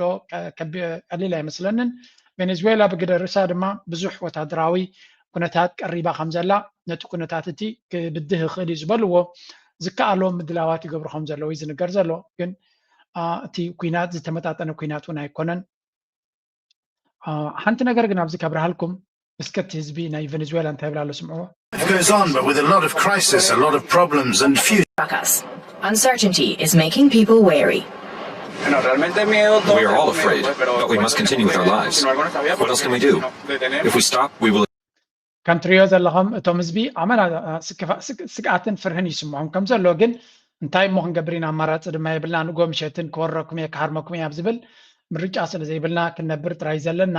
እምበር እቲ ኩነታት ከቢድ ምዃኑ ኩሎም እዮም ዛረቡ ዘለው እቲ ኩነታት ድማ ወራር ናብ ዓዶም ምዃኑ እውን ርዱእ ኮይንዎም ኣሎ ግን ናብ ተብሎ ነገር ካየብልካ ስለዚ እቲ ኩነታት ከቢድ እዩ ዘሎ ሓንቲ ነገር ግን ኣላ ኣሜሪካ እዚ ትገብሮ ዘላ ኣካይዳ ከዋፃ ይኽእል ዶ ኩናት ተዘይጌራኸ እንታይ ከጋጥማ ይኽእል ስምዕዎ ኣብዚ ክንዲ ምንታይ ክቡር ምዃኑ እዚ ኩሉ መራኽብን ወታደራዊ ዓቕሚ ናብ ቀሪባቶ ዘላ ብዋጋ ክንደይ ይኸፍለሉላ ስምዑ ኣብዚ Enough babies, and that has all sorts of implications. Know that this aircraft carrier costs more to operate in 24 hours than most of us will earn in our entire lifetime. That's right. This single American aircraft carrier burns through $6.5 million every day. So why are the costs so high? Well, the USS Gerald R. Ford has a እንታዮም ዝብሉ ዘለዉ ከም ትሪእዎም ዘለኹም እዚ ነፈርቲ ኩናት ተፅዒኑ ኣብቲ ዙርያ ናይ ቬኔዙዌላ ኮፍ ኢሉ ዘሎ መራኽብ ክንዲ ምንታይ ገንዘብ ዝበልዕ ምዃኑን ሓንቲ መርከብ እዛ መርከብ እዛ ነፈርቲ ኩናት ትስከም ንሓንቲ መዓልቲ 6.5 ሚልዮን ገንዘብ ትበልዕ ንሓንቲ መዓልቲ እየ ዝብለኩም ሓንቲ መዓልቲ ክትገብር ከላ 6.5 ሚልዮን ተሓሺሽለ ማለት እዩ ኤቭሪ ዴይ ድማ ከምኡ ኩናት ይሃሉ ኣይሃሉ እዛ መርከብ እዚኣ ክሳብ 4500 ወታደራት ሒዛላ ኣብዮም ዝበልዑ ጥዕኖኦም ኣብሎ ነፈርቲ ኩናት ነፈርቲ ትሬኒንግ ክገብራ ከለዋ ክትንስኣ ከለዋ ሜንቴናንስ ናይታ መርከብ ፅገና ናይታ መርከብ ናይተ ነፈርቲ ንመዓልቲ 6.5 ሚልዮን ዶላር እናሃፈፈ ዝኸይድ ስለዚ ቁጠባ ናይ ኣሜሪካ ኣብ ዕዳ ኣትዩ ኣሎ ክንብል ከለና ካብ ዜሮ ዝተበገሰ ከም ዘይኮነ ክንዲዚ ዓይነት ወታደራዊ ኣቃወማ ሳክን ብዜሮ ዝንቀሳቐስ ኣይኮነን ቢልዮንስ ገንዘብ ኣብዚ ዝብላዕ that's why እቲ ፔንታጎን ዝበሃል ከባቢ 1 ትሪልዮን ባጀት ኣለዎ ክበሃል ከሎ ሓደሽቲ ኣፅዋር ንምግባር ጥራይ ኣይኮነ ነዚ ዘለዎ ወታደራዊ ኣቃውማ ሜንቴን ንምግባር ደሞዝ ናይቶም ወታደራት ድዩ ነቲ ኣፅዋራት ንሱ ሰሪሕዎ ዘሎ ንምዕቃብ ድዩ ንምኽዛን ድዩ ንዑ ትሬኒንግ ንምግባር ድዩ ንምንታይ ገንዘብ ከም ዘጥፉ እዩ ዝንገር እዚ ኸኣ ነቲ መንግስቲ ኣሜሪካ ካብ ግዜ ናብ ግዜ ናብ ቅልውላው ዝወስዶ ዘሎ እዩ ዶናልድ ትራምፕ ብህዝቡ እውን ተቃውሞ በቶም ፖለቲከኛታት ናይቲ ሃገር እውን ተቃውሞ የጋጥሞ ኣሎ ምክንያቱ እዚ ኩናት እዚ ምስ ቬኔዙዌላ ዝግበር زواج كم زي كونه يفلتر له سمعوا مابزي زيادة رئيس أمين عن حلف inside another country. You're watching him dare Congress to stop him. Kentucky Senator Rand Paul argues President Trump risks losing the political movement he built if he moves towards military action in Venezuela. I do think, though, that if he invades Venezuela, his movement will dissolve. قال كابتن politicians نريهم زلنا كمبال سنتر راند بول زبال حدا نايب حكي نفع سنتر مهانو زنقر له ريبابليكان كنا دونالد ترامب بزح زقامو بزح حزب دقيفو مهنياتو ما غازبل اب امريكا زتكرن بر اب كالو تغرات كويناتن اغرغرن كغبر كم زي كونه سلاز غوسغوسه تمريتو لو مگن دونالد ترامب كاب كوينات ناب كوينات زلل زلون بر بغداي نا امريكا زي قدس بوليتيكانيا يخوين زلو سلازي انتاي مالتي نيروتي نا حزب امريكا مبصعاتي خا مصاصي انتاي نيرو ترغوميام زبل زلو بحفشا تي أكايداناتو نبزحات أجري مخم زلوا يزنقر كابز غزيلنا أتنا أمريكا دسمعة قطة باسل زخوننا ونزقر Several quite sensationalist videos here on YouTube about Japan and the crumbling US bond market. Today, let's take a minute, step back, and calmly unpack the most recent events and how they may impact you. Japan's latest economic gamble is indeed sending shockwaves through global markets. It is rattling Wall Street, spooking currency traders, and raising urgent questions about the future of American borrowing. It all began when Japan's government approved كم رياض لنا جبان ننوي حمتات أب حيال زخانة كتبه كل ولا وزل هجر مخانيات نجر انتخانة ولا وين أبكل ولا ودات حلم بر تيزل لا تكون تدما نتيجة لواقع ولا ونما بدأ توصل زلا سقمتي ولو كمشاركتن مجابرينا أمريكان تتبهلت كبتي ويون أقدس سكنت توصل الحركة بدما they are trying to ነትናይ ኣሜሪካ ዘለዎም ቦንድ ሸጡ ጀሚሮም ኣለዉ ይዝበሃል ዘሎ እዚ ድማ ቁጠባናቶም ንምድሓን ንኣሜሪካ ገዲፍካ ወይ ንኣሜሪካ ዘይርብሕ ስጉምትታት ንምግባር እውን ይግደዱ ከም ዘለውን ስለዚ እንታይ ኣብ መወዳእታ ከምቲ ኣሜሪካ ብታሪፍን ብካልእን ጌራ ንጃፓን ንደቡብ ኮርያ ንታይዋን ንኤውሮጳ ከምኡውን ንካናዳ ቀጥቂጣ ቁጠባ ክትዕርት ፍትን ዘላ ተን ካልኦት ሃገራት ድማ ተመሳሳሊ ስጉምቲ ክወዛእ ይመርፃ ከም ዘለዋ እዩ ዝንገር ዘሎ እቲ ሕቶ ድማ እተን ንሳትን ዝመርፅዎ ድማ ንዶላር ናይ ኣሜሪካ ሓደጋ ክኾነ ከም ዝኽእል ዝንገር ዘሎ ስለዚ ኣብ መወዳእታ እዘን ሃገራት ኩላተን ዘን G7 ዝበሃላ ዘለዋ እታ ዝሓሸት ካባተን ኣሜሪካ እያ እንትኾነ ኣሜሪካ ንረብሓ ኢላ ትኸዶ ዘላ ንዓዓን ይጎድእ ከም ዘሎ ሳተን ድማ ካብቲ ወሪደንኦ ዘለዋ ንኽድሕና ከቢድ ዝኾነ ስጉምትታት ይወዛ ኣለዋ እዚ ድማ እቲ ናይ ባጤራ ናይቲ ሃገር ከምኡውን ቁጠባ ናይቲ ሃገር ከቢድ ብድሆ ገጢሞ ኣሎ ምስ ቻይና ድማ ኣከቢድ ዝኾነ ፖለቲካዊ ወጥራት እዮም ኣለው ስለዚ ጃፓን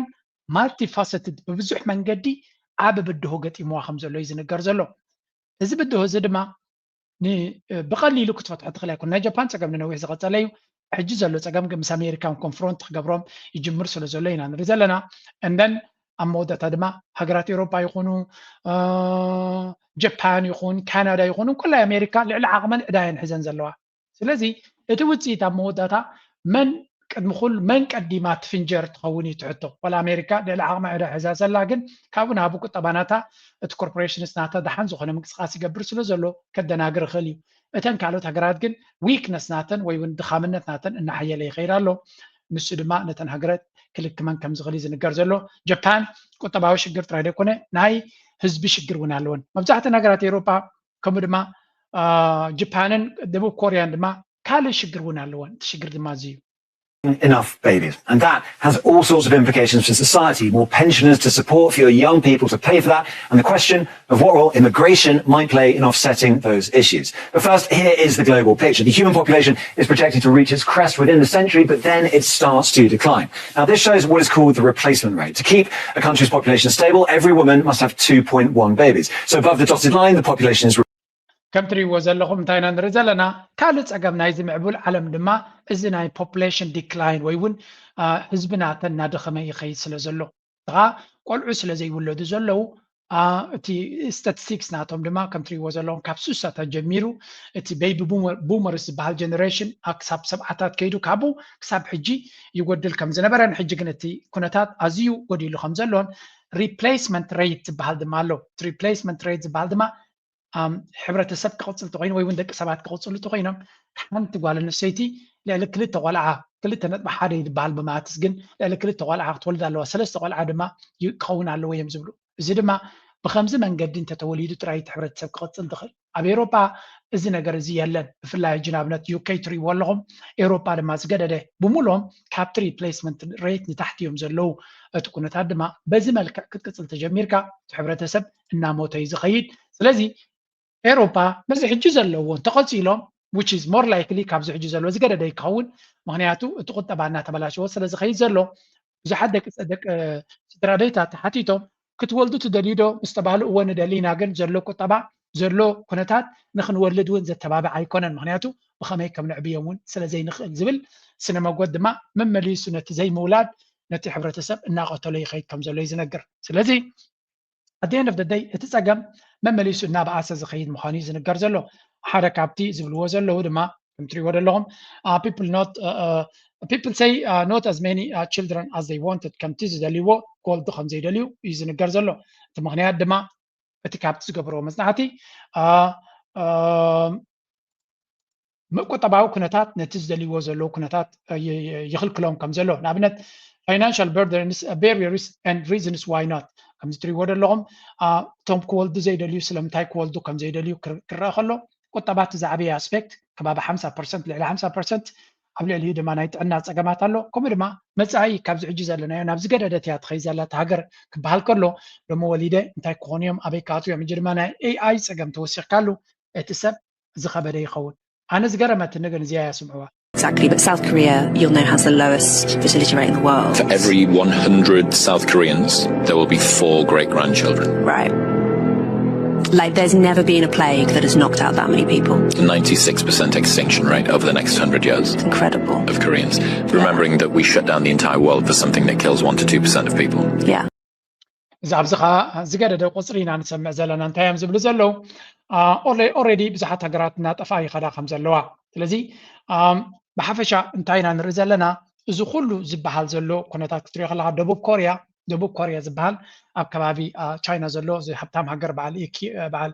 በዓል ሳምሱንግ ገለመለ ዘሎ ማለት እዩ ከባቢ 96% ናይ ምጽናት ዓሌት ኣብ ዝመጽእ ዘሎ 100 ዓመት ከጋጥሞም ከም ዝኽእል ዝበሃል ዘሎ ምክንያቱ ጠቕላላ ምውላድ ገዲፎም ኣለዎ ሶም ከዓ እዚ ህዝብናቶም እናንቆልቆለ ይኸይድ ኣሎ ውጽኢት ናቱ ድማ ማለት ኮቪድ መጽኡ ተባሂሉ ሰብ ይቀትል ኣሎ ተባሂልካ ውሑድ ሰብ ዝቀትል ንብሙሉ ዓለም ዓጺናዮ እቲ ዝገደደ ጥፍኣት ናይ ደቂ ሰባት ግን ብሰንኪ ዘይምውላድ የጋጥም ኣሎ ብዛዕባኡ ግን ዝዛረብ ሚድያ የለ ብዛዕባኡ ፖሊሲ ዘውፅእ መንግስቲ የለን ይበሃል ኣብነት ጃፓን ታይዋን ኢታሊ ስፔን ሲንጋፖር ሆንግ ኮንግ ፖላንድ ግሪስ all following the same curve just 10 to 20 years behind ኩላቶም ወላ እኳ እቲ ዝዓበየ ደቡብ ኮርያ ከምኡውን ጃፓን እንተኾነ እቶም ካልኦት ሃገራት እውን ኣብ ኤሮጳ ዘለዎ ተመሳሳሊ እዩ ስለዚ ዓብይ ምጽናት ዓሌት ብሰንኪ ዘይምውላድ የጋጥም ከም ዘሎ ይዝንገር if you live in Seoul, Tokyo, Taipei, or Milan, Warsaw, Singapore, or anywhere in this world, on this list, reply with your city and حتى إذا حتى زلوا سلزي كليب نريو زلنا دما بتي ممكن قالنا حزبي كسا كندي بيسوهم زلوا يزنقر زلوا قيار دياك قيار دما أمين مبزحتهم قيار كم زي كليم زنقرو اسكا نقرأ من قدنا مخرخا خنوسي You ever read this book here? Rich Dad, Poor Dad? Rich Dad, Poor Dad. I'm the author of this book. You're Robert Kiyosaki. That's me. Do you think college is a scam? Of course. What did you learn about money? Nothing. What you go to school for? To learn money. How did you make your millions? Real estate. تفلت ورزني سباي روبرت كيوساكي زباليو ريش داد بور داد تبل مصحف تميو كمان سوس عفايو من هيوتو تمرت ترجم كم زي بلو بيت تمرت خيتكا امو داتا سبت مهر كتباناتو كم عراري موتيفيشن سلازلو ويون بالرخيت سلازلو يزبل جن بيت تمرت هدما بزعبا جنزب تقلالا يمهرون يوم يزبل سب كما يجيرو جنزب يحس جنزب انتاي بخمي تتكم اي مهرو خانيم سلازي بيت تمرتي بزحات كم كابو انا فلي بزبل بيت تمرتي كما يجير كاتس عفن تنببن سلازي مهركا قداسي بزح بتأتي نعمتات تقص له بيت تمرتات جن أبقى تبع صبغ لو تيمس قال كان ولا دكتور كوين زلوا بتاريخ ديو ببايولوجي دي بخالق أبقى تبع زلوا وافلتو عزيز الروتي سلدي مهروا ما بقى سبات كتري خلهم يجي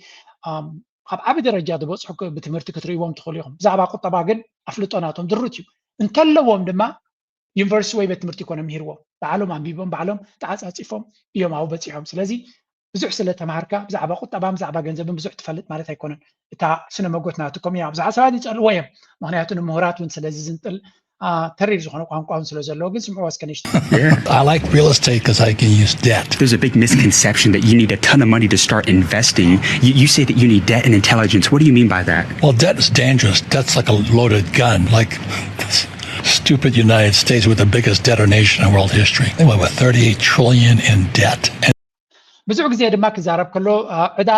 ኣዝዩ ፅቡቅ እዩ ዕዳ ወሲድካ ክትምዕብል እዩ ዝብል ግን ኣብዚያ ዘረባ እዚያ ግን ፅቡቅ ዘረባ ተዛሪቡ ብዛዕባ ዕዳ ጥንቃቐ የድልዮ ዕዳ ልክዕ ከም ብረት ጠያይት መሊኡ ዘሎ ብረት እዩ ንፀላኢኻ ንክትቀትል ክሕግዘካ ይኽእል እዩ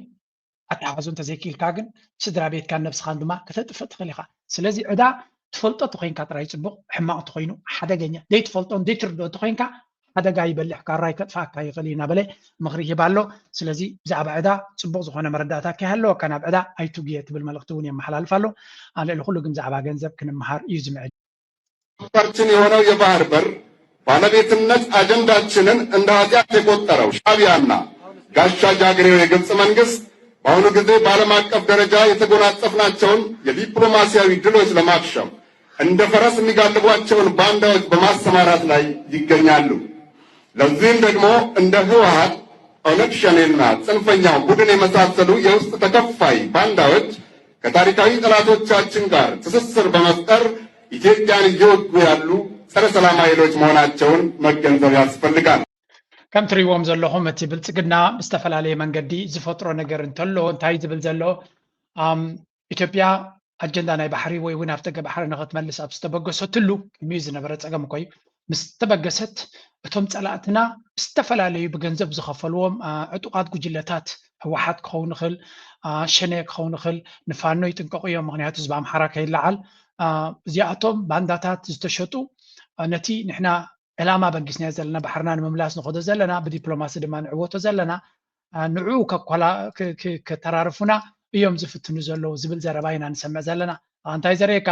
ኣጀንዳ ናቶም ላዕሊ ገጹ ኣብዚ ጉዳይ ናይ ባሕሪ ከም ኣጀንዳ ከምፅዎን ንኤርትራ ድማ ከም ገንሸል ብሰንኪቲ ኩነታት ትወድቕ ከም ዘላ ኤርትራ ኣብ ውሽጥና ኣትያ ትገብሮ ዘላ ፀገም እዩ ዝሓፅወና ዘሎ ዝብል ዓይነት ስነ መጎት ኢና ንሰምዕ ዘለና እቲ ሓቂ ግን ነዚ ይመስል ፋኖ ይድክሮ ስለ ዘሎ እዩ በአማራ ክልል ምን ወታደራዊ ክስተቶች ተስተናግደዋል? አመሰግናለሁ መሳይ። በአማራ ክልል ያገዛዙ ጦር ከ3 ዓመት በፊት ወደ ክልሉ በ15 ቀን ጊዜ ውስጥ ትጥቃቸውን አስፈትቼ አንበረከካቸዋለሁ ብሎ ሲዘምት ልቡ ተራራ ነበረ። በተራራ ልቡ ግን ዛሬ በ3 ዓመቱ ተንፍሶ በተለያየ አጋጣሚዎች በሄደበት የውጊያ ቀጠና ሁሉ ሰራዊቱ አሁን መዋጋት አይደለም እየፈረሰበት ምን ላርግ በማለት በየቦታው አሁን የጀመረው እንታይም ዝብሉ ዘለዉ ፋኖ ከም ትሪእዎ ዘለኹም ብሰለስተ ሶምን ክልተ ሶምን ክውድኦ የኢሉ ዝተበገሶ ብልፅግናን ኣብዪ ኣሕመድን ሎሚ 3 ዓመትን ልዕሊ 3 ዓመት ዝቐፀለ ኩናት ኣብዚ 3 ዓመት ዝወሰደ ኩናት ድማ ፋኖ በቃውማ ብሎጂስቲክስ ብሓይሊ ብተመክሮ ኣዝዩና በርትዕና ሓየለን ዝመፀሉ ኣብ ዘሎ ብግምጣሉ ሰራዊት ናይ ኣቢ ካብ ግዜ ናብ ግዜ እናተፈራረሰን ፈርክሽከሽ እናበለ ይኸይድ ከም ዘሎን ዓቕሊ ፅበት ገይሩሉ ከም ዘሎን እዩ ዝንገር ዘሎ ሓንቲ ካብቲ ሓለፍቲ ናይ ብልፅግና ዝዛረብዋ ዘለው ሰራዊት ናይ ብልፅግና ጠቕላላ ካብ ክልል ኣምሓራ ክወፅእ ኣለዎ ዘብሎም ዘሎ ምክንያት እንታይ እዮም ዝብሉ ዘለው ፋኖ ካብ መጠን ንላዕሊ ወታደራዊ ኣቃውማ ናቱ እናሓየለ ዝመፅእ ዘሎ ብሰንኪ ሕማቕ ወታደራት ናይ ብልፅግና ምዃኑ ስለዚ ዕጥቅን ስንቅን ሻዕብያ ኣይኮነን ዝቦ ዘሎ መንዳ መንግስቲ ብልፅግና እዩ ንፋኖ ዝዕጥቆ ዘሎ ኣብ ዝብል መደምደም ተበፂሖም ኣለዉ ንሸነ መን እዩ ዝሕይሎ ዘሎ ሕማቕ ወታደራዊ ቃውማ ናይ ብልፅግና ናይ ሰራዊት ናይ ኣብን ነቶም ሸነ ዝሕይሎም ዘሎ ንስ እዩ ነቲ ፋኖ ዝሕይሎ ዘሎ ንስ እዩ ስለዚ እቲ ኩናት ምሽ ንሶም ክውድእዎ መሊሶም ንከጥፍዎ በዓል እዩ ዘደላድሎም ዘሎ ስለዚ ትሑት ዝኾነ ወታደራዊ ዓቕሚ ዘለዎ ምልሻታት ጌርካ በኣታቶም ምስኦም ምትኳስ እምበር ምዝያቶም ፊት ንፊት ምግጣም መመሊስካ ከም ዝሕይሉ ኢኻ ትገብሮም ዘለኻ ምክንያቱ ክቐትሎም ከሎ እንታይ ዝገብር ንህዝቢ ኣምሓራ ስለ ዝሃርም ዘሎ እቲ ህዝቢ መሊሱ ይሕርን ኣሎ ኣብ ሓውኻን ተቐቲሎም ኣቦኻን ተቐቲሎም ትንሽተይ ወዲ ግድን እዩ ክቃለስ ግድን እዩ ዝቃለስ ስለዚ ብልፅግና ክስዕሮ ዘይክእል ዓይነት ኩናት ኣጋጢምዎ ስለ ዘሎ ንሪኦ ዘለና ኩነታት ድማ በቲ ፋኖ ካብ ግዜ ናብ ግዜ ካብ ተራ ወታደር ናብ ኮማንዶታት ምልምል መንእሰያት ብብዝሒ ሃገሮም ይባድም ስለ ዘሎ ህዝቦም ይህረም ስለ ዘሎ ዓዶም ይቃፀል ስለ ዘሎ ነዚ ስቕኢልካ ምርኣይ ድማ ናብ ዝገደደ ነቲ ስቃይ ዘናውሕ ስለ ዝኾነ ናይ ግድን ተቓሊስና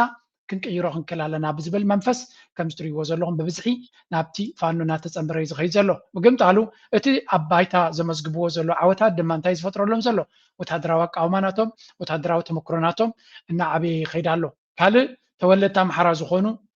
መራሕቲ ወታደራት መራሕቲ ሓለፍቲ ናይ ብልፅግና ዘለው ነቲ ኩነታት እናገደፉ ናብ ፋኖ ይሕወሱ ስለ ዘለው ተመክሮ ይውስኸሎም ኣሎ ኣፅዋር ይውስኸሎም ኣሎ ንኣቢ ድማ መመሊሱ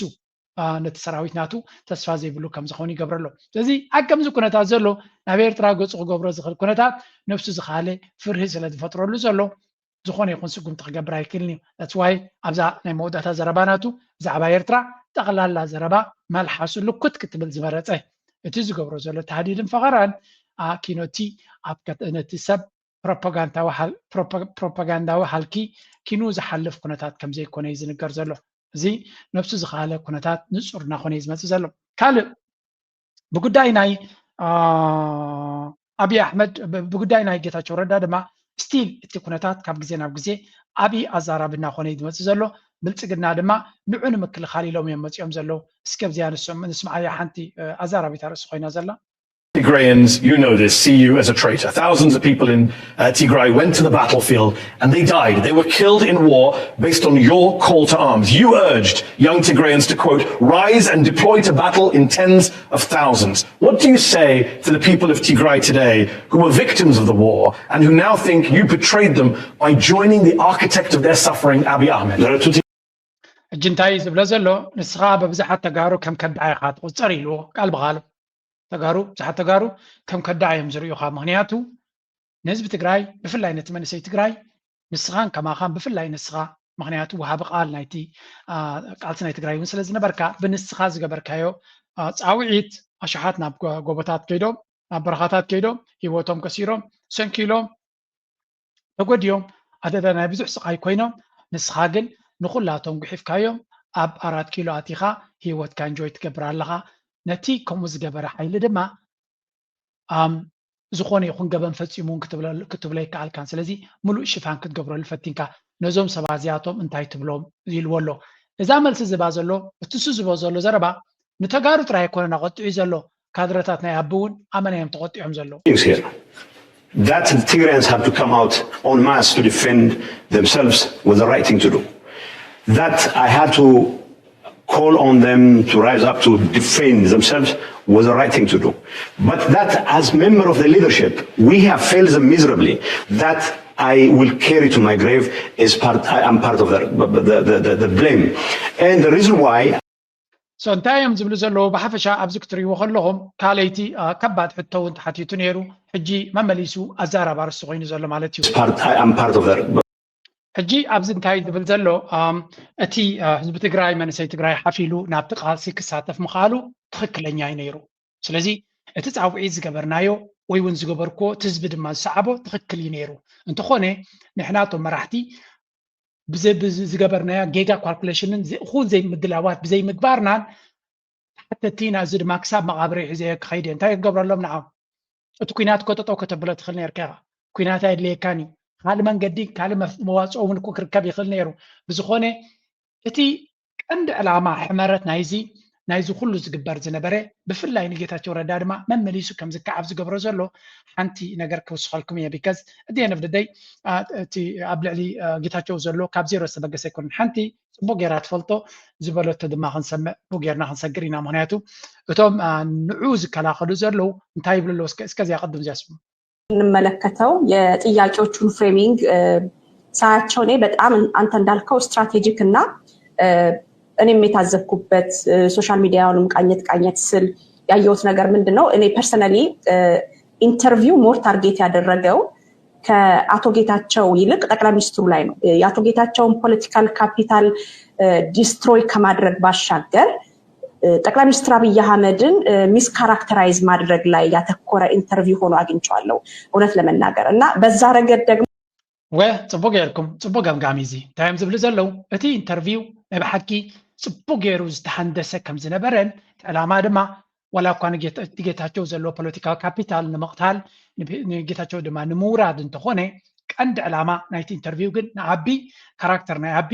ዓቢ ሽም ናይ ዓቢ ብቅዓት ናይ ዓቢ መርሕነት ክእለት ኩሉ ነገር ንሱ ይታሪሙ ኣነ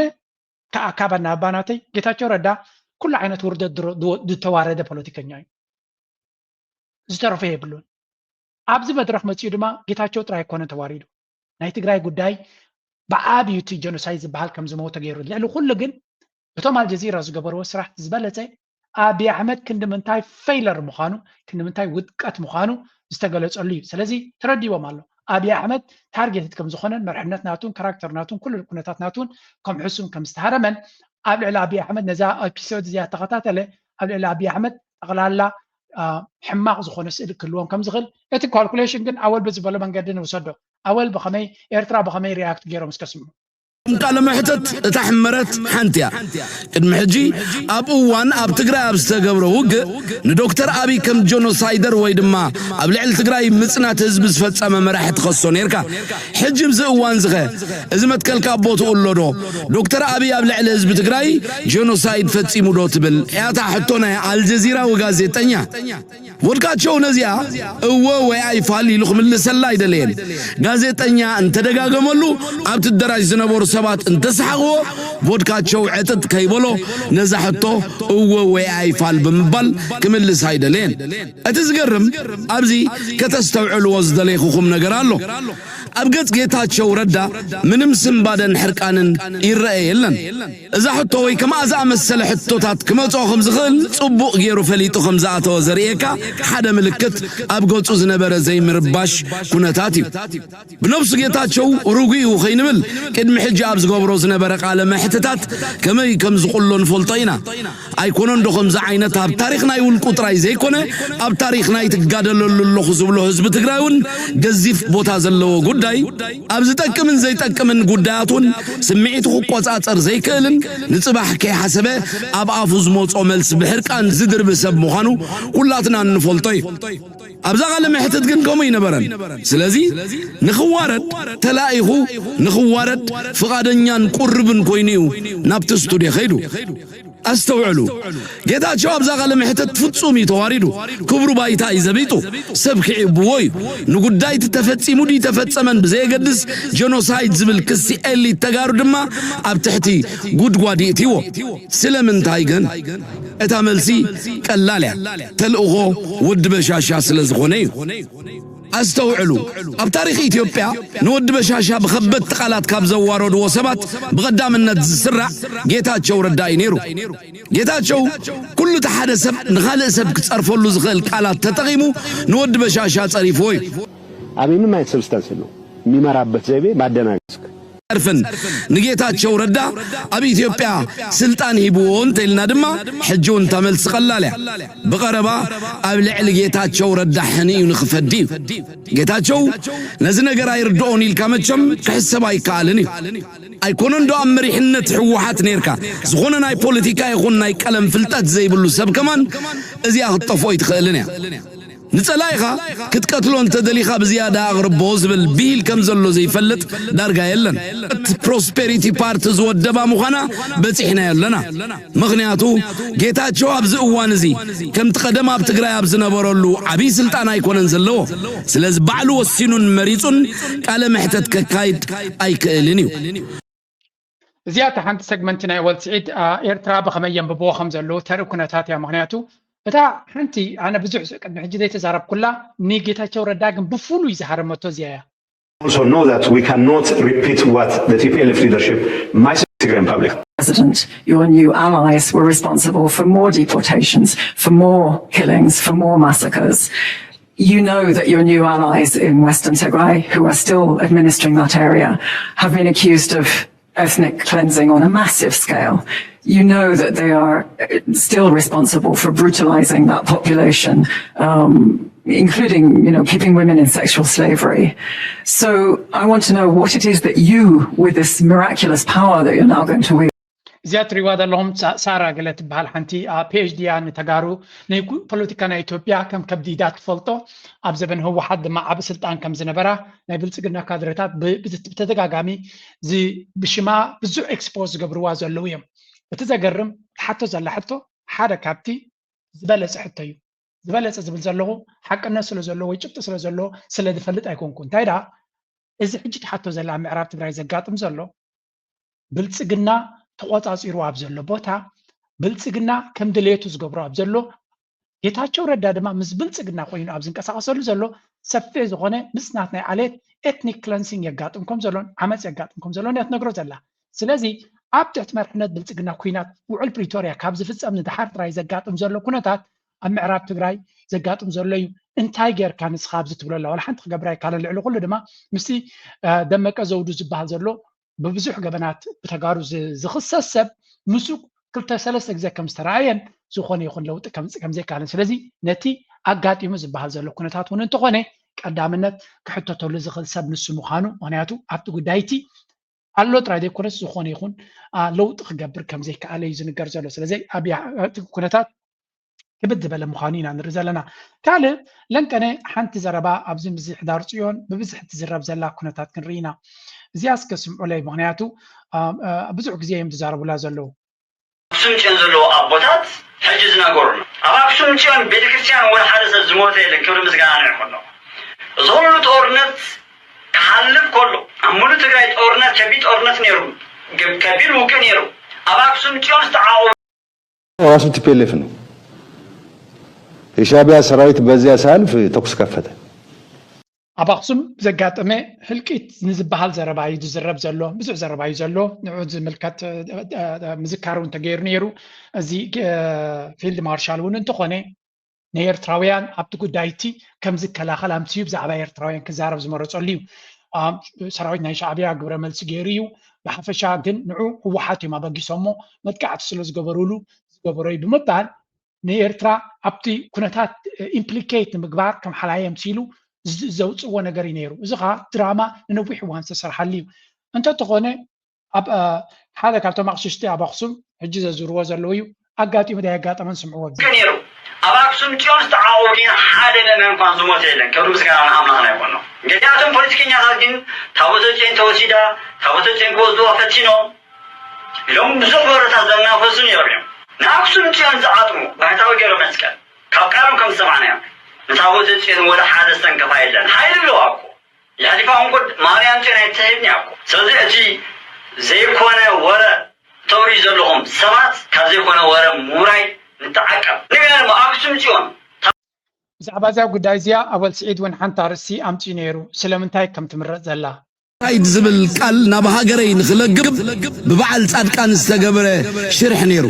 ወላ ኣብቲ ግዜ ውግእ ከምዚ ዝብል ሽርሒ ጽባሕ ንጎ ትግራይ ኢትዮጵያዊት ስለ ዝኾነት ናብ ገዛእ ሃገርና ናይ ጀኖሳይድ ክስብ ክንዲ ዝምስረት ናብ ኤርትራን ኣምሓራን ነጥብቆ ዝብል ሽርሒ እዚ ጀኖሳይድ ዝብል ቃል ቅድሚ ውግእ ዝተነድፈ ምዃኑ ኣብ ቀረባ ግዜ ጭብጢ ብምቕራብ ክጅምሮ ድሕሪኡ ግን ካብ መራሕቲ መሳርዕ ክሳብ ጀነራላት ካብ መርፍእ ክሳብ መድፍዕ ካብ ጸጸር ስጋብ እምባ ካብ ካልኢት ንኻልኢት ፍጹም ፍጻመታት ብዝስንዱ ኤርትራውያን ሰበስልጣን ሰነዳት ኣኪበ ኣብይ ኣሕመድ ዓሊ ኣብ ግዜ ውግእ ኣብ ልዕሊ ህዝቢ ትግራይ ዝፈጸሞ ገበናት ከቃልዕ ኣዘዝ ሰራዊት ኣብይ ኣሕመድ ሞት ፈሪዶሞ ኣዘዝ ሰራዊት ኤርትራ ዘድሓንዎ ህዝቢ ትግራይ ከይተረፈ ብስእልን ድምፅን ዝተሰነየ ምስክርነት ከዳሉ ምክንያቱ ኣነ ንሃገረይ ክሳብታ ናይ መወዳእታ ንጣብ ደመይ ክቃለሰላ እየ ኢላ ኣብ ዝኣተኽዎ መብፅዓ ንመጻኢ ወለዶ ዝተርፍ ክስ እውን ብጭብጥን መርትዖን ክምጉት ኣካል ማሕላይ ስለ ዝኾነ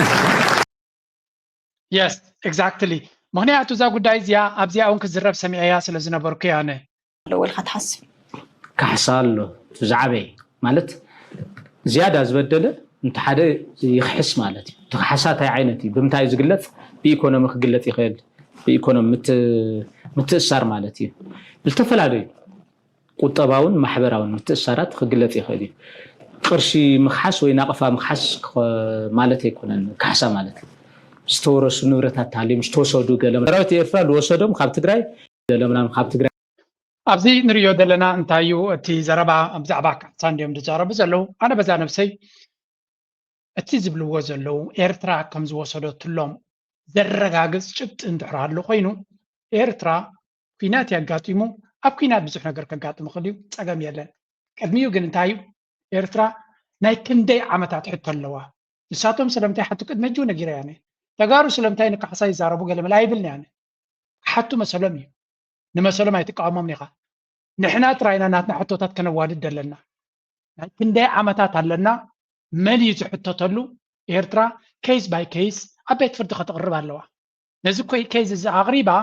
ናይ ኤርትራ ድማ ብፅቡቕ ዶኩመንት ዝኾነ ኬዝ ስለ ዘለና ነቲ ጉዳይ እቲ ሽዑ መን እዩ ዝክሕስ መን ኣይክሕስን ይርአ እምበር ዝኾነ ሰብ ተተባይሱ ዕንወት ከጋጥም ክእል እዩ ክትዕረቕ ተደሊኻ ድማ ነቲ ዘጋጠመ ኩነታት ብጭብጢ ብስምዒት ዘይኮነ ብጭብጢ ተረጋጊፁ ብኪላታት ተመሚዩ ኣብ ቤት ፍርዲ ቀሪቡ ኤርትራ ዝበዲላ ተጋሩ ዝበዲሎም ኢትዮጵያ ዝበዲላ ኣብ ኩሉ መድረኻት ማለት እዩ ምክንያቱ ታሪክ ትማሊ ኮነ ተጀሚሩ ኣብ 20 ኮነ ተጀሚሩ ንዓመታት እዩ ዝቕፅል ስለዚ ንሱ ተራእዩ መን ይበዲሉ ዝያደ ዝበደለ ክኽሕዝ ድማ ፀገም የብሉን ምክንያቱ ቀፃልነት ዘለዎ ሰላም ፍትሒ ስለዝሓትት ግሉፅነት ስለዝሓትት ኩሉ ነገራት ፀገማትካ ሓቢብካ ወይ ሓቢብካ ዘይኮነ ብቐጥታ ተረዳዲእካ ዘድሊ ምክሓሓዝ ጌርካ ክትቅፅል ፀገም ኣይኮነን እጂ ብዙሓት ሰባት ይርኢ ኣነ እዞም ተጋሩ ኩሉ ግዜ ከምኡ እዮም ዝሓቱ ክሓቱ መሰሎም እዩ ንሕና ግን ናትና ከይዝ ድማ ክንሓትት ኣለና ባህላይ ናተይ ርእቶ ነዚያ ትመስል ብዛዕባ እዚ ጉዳይ እዚ ኣብ ምንታይ ዘበን ንነብር ከም ዘለና ንክትፈልጡ ድማ እስከ ነዚያ ሓደ ሓደ ነገር ከርእየኩም እየ because there is so many things going on around the world እዚ ትርእይዎ ኣለኹም ኢኹም ተወሳውስነ ያለው ይከፈት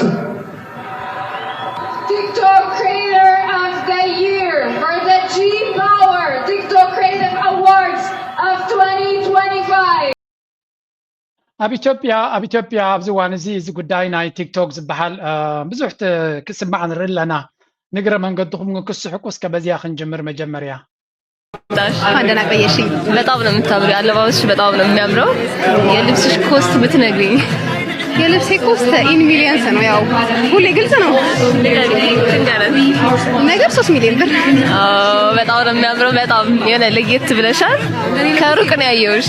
እንደኔ ልብስ የለም ሳይ ራሱ እዚ ክዳናሲ 3 ሚሊዮን ብር ያ ዋጉ ትብላላ ተኸዲና ዘላ ዲያሳ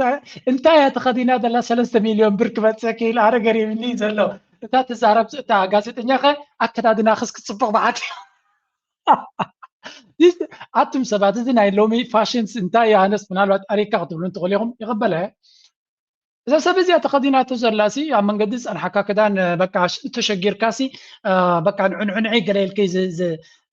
ድርቢ ዘበልካላ ንድመስል ክንደይ ዋጉ 3 ሚሊዮን ብር ኣይ ቲንክ በቲ ዘሎ ሸርፊ ኣይ ዶንት ኖ ሜይቢ 20,000 ዶላር ዲ ዋላ ልዕሊኡ ክኸውን ይኽእል እዩ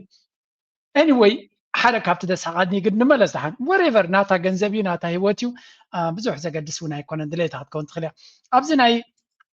ቲክቶክ ኣዋርድስ ክበሃል ብዙሕ ነገር ክዝረብን ክግበርን ርኢና ኣለና ኣነ ግን ብናተይ ርእቶ ኣብ ምንታይ ዝብል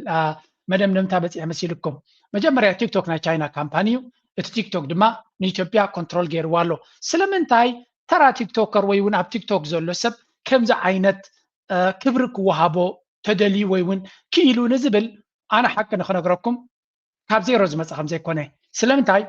ቅድሚ ሕጂ ብሙዚቃ ዝተዓወቱ ብቴሌቪዥን ብፊልም ዝተዓወቱ ብደርፊ ተዓወቱ ሰባት ክሽለሙ ንርኢ ነርና ኣብ ኢትዮጵያ ይኹን ኣብ ካልእ ዓለም ማለት እዩ ናይ ቲክቶክ ካብ ካልእ ፍልይ ዘብሎ እንታይ እንድሕር ኢልካ ኩሉ ሰብ ተወዳዲሩ ክዕወተሉ ዝኽእል ባይታ ስለ ዘሎ እንታይ ክብለኩም ኢለ ናይዚ ሰብ እዚ ናይዚ ኣዶናይ ዝበሃል ዘሎ መጀመርያ ከም ካልኦት ሰባት ኮንግራቹሌሽን ክብሎ ይደሊ በት what is special about ናይ ቲክቶክ ውድድር ኣነ ካብ ዝርዳእኒ ማለት እዩ ሰባት ብዝያዳ ክብሪ ዝብዎ ዘለዉ ድማ ኣብ ቲክቶክ ንስኻ ቲክቶከር ክትከውን ተደሊኻ እንታይ ዘድልየካ ቴሌፎንን ናትካ ውሳንን ጥራይ ዘድልየካ ኣብ ዩቱብ ናይ ሚድያ ኮንተንት ክሬተር ክትከውን ተደሊኻ እንታይ ዘድልየካ ማናጀር የድልየካ ናይ ፕሮዲውሰር የድልየካ ጅንዕፍሪታ የድልየካ ናይ ካምፓኒ ላይሰንስ የድልየካ ጂሜል ከፊትካ ዩቱብ ሒዝካ ኣለኻ ኣብ ቲክቶክ ድማ ኣካውንት ከፊትካ ክትጅምር ትኽእል ብኻልእ ዘራርባ ማንም ሰብ ዩቱበር ክኸውን ይኽእል ቲክቶከር ክኸውን ይኽእል እቶም ዝዕወቱ ብልሒ ስለ ዘለዎም ጥራይ እዩ ፍተወፅልዎ ኣለኹም እንዲኹም ነዚ ሚድያ ኣዛዘዞም ዩቱበራት እኮ ሰናቲም ዝቐርዩ ገለና በልኩም ተዳኽሙ ዌል ቲክቶከራት ድማ ሰናቲም እውን የብሉን እቲ ቲክቶክ ዝበሃል ገንዘብ እውን የብሉን ኣብ ዩቱብ እኳ ገንዘብ ኣለዎ ንዩቱብ ትንዕቁ ስለዘይትፈልጥዎ እየ ዝብላነ ዩቱብ ኣገዳሲ ፕላትፎርም እዩ ብዓይኒ ቁጠባ ክትሪዮ ከለካ እውን ዓቢ ቁጠባ ዘለዎ እዩ በዓል ቲክቶክ ኢልካ ኢንስታግራም ገለ ኣታዊታት ብዙሕ የብሉን ግን ኣታዊታት ድማ ካብ ፕላትፎርም ጥራይ ኮንካ ትረኽቦ ኢንዳይሬክትሊ እውን ትረኽቦ ኢኻ እዚ ናይዚ ወዲ ፅምብል ሓደ ነገር ፕሩፍ ክገብረልኩም ክኢሉ ክኸውን ተስፋ ገብር እንታይ ማለት እዩ እሱ ድማ ሚድያ ኣይተንዓቕዎ ንሚድያ ኣይትንዓቑ እንታይ ቲክቶከራት እዚኦም ኣበይ በፅሑ ኖ ማይ ፍሬንድ እዚ ሰብ እዚ ዝኽፈተሉ ዘሎ በቲ ፈይም ናቱ ብዙሕ ዕድላት እዩ ዝኽፈተሉ ዘሎ ስለምንታይ ኣቴንሽን ማለት ካፒታል እዩ ኣቴንሽን ኣቓልቦ ናይ ሰባት ክስሕብ ዝኽእል ሰብ ኩሉ ግዜ ብኸመይ መንገዲ ኣታዊታት ክገብር ቀሊል ይንዑ ስለዚ እዚ ሰብ እዚ ከምኡ እውን ካልኦት የስ ጥዑያ ሰባት ንቅድሚት ክመፁና ክንፅዕር ክንክእል ኣለና ሕማቓት ሰባት ንቅድሚት ይመፁ እንተለዉ ድማ ናይ መን ፎልቲ እዩ ናይቲ ሰብ እቲ ፎልቲ ይኮነን ናይቲ ሕማቕ ዝዛረብ ዘሎ ፎልቲ ይኮነን ወይ እውን ጉድለት ኣይኮነን መን እዩ ክሕተተሉ ዝግባእ ሕማቓት ሰባት ይመፁ እንተለዉ እዚኣ እስከስምዕዋ ፅቡቕቲ ካብ ኤርትራ ዝወፀ ዘረባ እያ ሓመይቲ ናይ ማሕበራዊ ሚድያ ተሰሪሖም እዮም ህዝቦም እንተፀሪፎም እንተሓስዮም እንተሓሚዮም ጥራዮም ቪው ዝረኽቡ እዛ ቪው ከመይ ኢለ ኣነ እዞም ሕማቓት ሰባት ትወሃብ ዘላ ኢሉ ዝሓስብ ክሳብ ሕጂ የለን ኣልጎሪዝም ይብልዎ ንሶም ጸሊም ክፀርፍ ኣልጎሪዝም ቪው ይህቦ ጻዕዳ ክፀርፍ ቻነሉ ዓፅዎ እቲ ክቡር ባህሊ ይብርዝ እቲ ከዓ ክቡር ባህሊ የጥሪ ሃይ ኣፍሪካ ዓደይ እዚኣ እውን ዝተጋነነት እያ ማለት ፃዕዳ እውን ይፀርፍ እዩ ከም ሕሱም ፀሊም ይፀርፍ ፃዕዳ ይፀርፍ ብሓፈሻ ግን ንፀርፊ ብዙሕ attention ወይ እውን ለውጥ ከየምጽእ ክእል እዩ ንኣብነት እዛ ዘረባ እዚኣ ኣበይ ትርእይዋ መሲልኩም ናይ ኣፍሪቃውያን ቻነላት ረዩ ጸለምቲ ኣፍሪቃውያን ማለት እዩ መብዛሕትኡ ግዜ ኮሜዲ ዝገብርዎ እንታይ እስከ ምግቢ ክበልዑ ስቱፒድ ዝኾነ ነገር ክገብሩ እሱ እቲ ቫይራል ዝኸይድ ስቱፒዲቲ ጥራይ ቫይራል ይኸይድ እዚ ሕጂ ደይ መደይ ተባሂሉ ኢንጂነር ዝኾነ እዩ ኣብ ቻይና ግን ቲክቶክ ንመን እዩ ንቕድሚት ደምፅኡ ኢሎምካ ብልሒ ንፉዓት መንፍዓት ፃዕሪ ፍሉይ ነገር ክሰርሕ ተኽኢልካ ጥራይ ንቕድሚት ደምፅኣካ ስለዚ ኣብ ቲክቶክ ኣብ ቻይና እቲ ኣልጎሪዝም ብኸመይ ዝሰርሕ ቫይራል ዝኸይድ ትሕዝቶ ውፅኢት ዘለዎ ወይ ቁም ነገር ዘለዎ ወይ እውን ሰባት ከምኡ ንክሰርሑ ዝግድዶም እዩ ኣብ ኣፍሪካ ኻ ስቱፒድ ነገራት ተጌርካ ጥራይኻ ቫይራል ትወፅእ ብዙሕ ግዜ ክረአ ከሎ ማለት እዩ ስለዚ እዚ ኣብ ሓቅነት ኣለዎ ግን ፅቡቅ ነገር ከይትሰርሕካ ዝኽልክለካ ነገር የለን ዝያዳ ግን መን እዩ ከምኡ ዝገብር ዘሎ እንድሕርኢልና ንሕና እውን ተሓተቲ ኢና ዝፀርፉ ሰባት ድሕሪ ኣሽሓት ቪዩስ ከም ዝረኽቡ ንገብሮም እንተለና ንዑ ሼር ንገብር ተኮይንና ንዑ ነመሓላልፍ ተኮይንና ተሓተቲ ኢና እናበለ ይዛረብ ዘሎ እዚ ነዚ ኣብ ቲክቶክ ዘሎ ስለምንታይ ተዓዊቱ ስለምንታይ እዮም ከምኡ ዝኾኑ ዘሎ ኢልና ብዙሕ ምኒን እንተዘይበልና ተመራፂ እዩ ምናልባት ንዓይ ደስ ዝበለትኒ ወይ እውን ሰብ ክሓስበላ ዝደለኽዋ እንተላ ግን እዚኣ I have a news to tell you. So, we have organized an event organizer called Afro Hub. And this Afro Hub, what is Afro Hub? First of all, my name is Adonai and I'm from Ethiopia. I am in TikTok, Ethiopia. And we have a lot of content creators and creatives that are ready to compete at TikTok Award. And what the goal now is to arrange a TikTok Award, an African TikTok Award. And what is Afro Hub's goal? I think Afro Hub's goal is to كم تريود اللهم زي نحد أفرو هاب دي جلزبل بلاتفورم مناتهم أمباسادور كوينو نيتوبيا زي ناي تيك توك وددر ويو ناي تيك توك أورد بيتوبيا درجة درجة يكونس بأفريقيا درجة كم جبروينا يوم زبل زلوا what is the plan the plan انتايو زي إثيوبيا أبي أحمد كل investment ناتو كوريدور لمعات قال انتايو نتوريزمي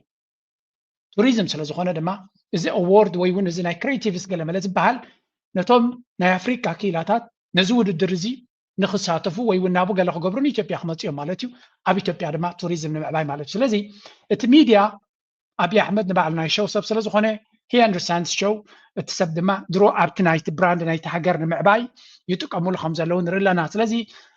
ሚድያ ኣናይስካ ዘይምርኣይ ንሚድያ ዘይምንዓቕ ኣብዚ ናትና ኣነ ክርኢ ከለኹ ብዙ ግዜ ንሚድያ ነቶም ኣብ ሚድያ ዝነጥፉ ናይ ምንዓቕ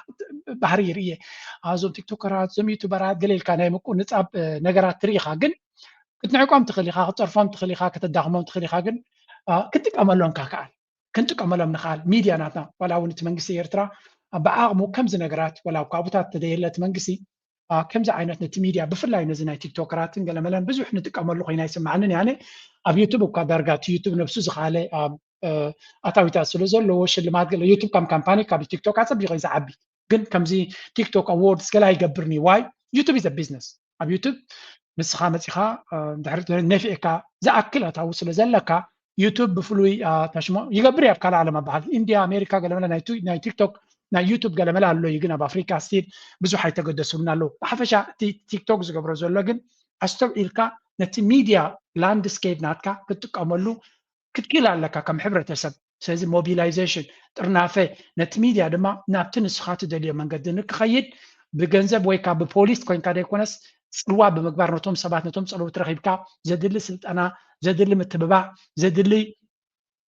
ካልእ ሞራላዊ ካልእ ነገራት ነቲ ሕብረተሰብ ናብ ፅቡቕ ንክመርሕዎ ናብ ፅቡቕ ገፆም ንክወስድዎ ዘድሊ ነገራት ምግባር ሓጋዝ እዩ እዚኣቶም እውን ከምኡ ክገብሩ እዮም ዝፍትኑ ዘለው ነቶም ነንፍዓቶም ኣምፂኻ ድማ ናብ ፅቡቕ መዓላ ከም ዝውዕሉ እንተጌርካዮም ድማ እቶም ትሕትዮም ዘለው እውን ናብኡ ገፆም ክኸዱ ይኽእሉ ስለዚ ኣይ ቲንክ እቲ ኩነታት ምርዳእ ዘድልዮ ይመስለኒ ግን ኣብ በዓል ኢትዮጵያ ኣብ ሃገረ ቲክቶክ ሃገረ ቲክቶክ ክንብላ ንኽእል ኢና ናብ ካልእ ናይ ቲክቶክ ኣዎርድ ሎድ የለን እውን ሰሚዐ ይፈልጥን እየ መወዳእታ ናይ ሎማ ርእሰይ ብዚ ናይ ሚድያ ዝካየድ ዘሎ ኩነታት ክንርኢ ኢና ኣነ እኳ ብዙሕ ይሳተፈሉን እየ ነይረ መኒዕዎት ነይሩ እንታይ ገለ ብዙሕ ሼር ክገብር ኣይረኣኹን ግን እዚ ሕጂ ግን ዳርጋ ክትሓልፎ ብዘይትኽእል ደረጃ ባዝ ወይ እውን ብዝሓለፍካዮ ስለ ዘፅመመና ገለ ኣድቦ ሂብና ክንዛረበሉ ስለ ዘለኹ እየ ናይ ሎማ ርእሰብ ዝኽውድየ ፕሊስ ላይክ ግበሩ ሸር ግበሩ ሪቶኹምን ሓሳብኩምን ባህናፅ መንገዲ ግደፍ እናበልኩ ምዛ ደርፊ እዚኣ ክገድፈኩም أحواتي ورجع قدامك وناب الحزي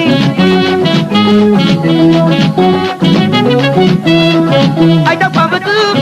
أو زمريتي بحرم اسمدرك ناتي يا ناتي براخ من بس كفي لحواتي ولشان قدامت ونا بحتي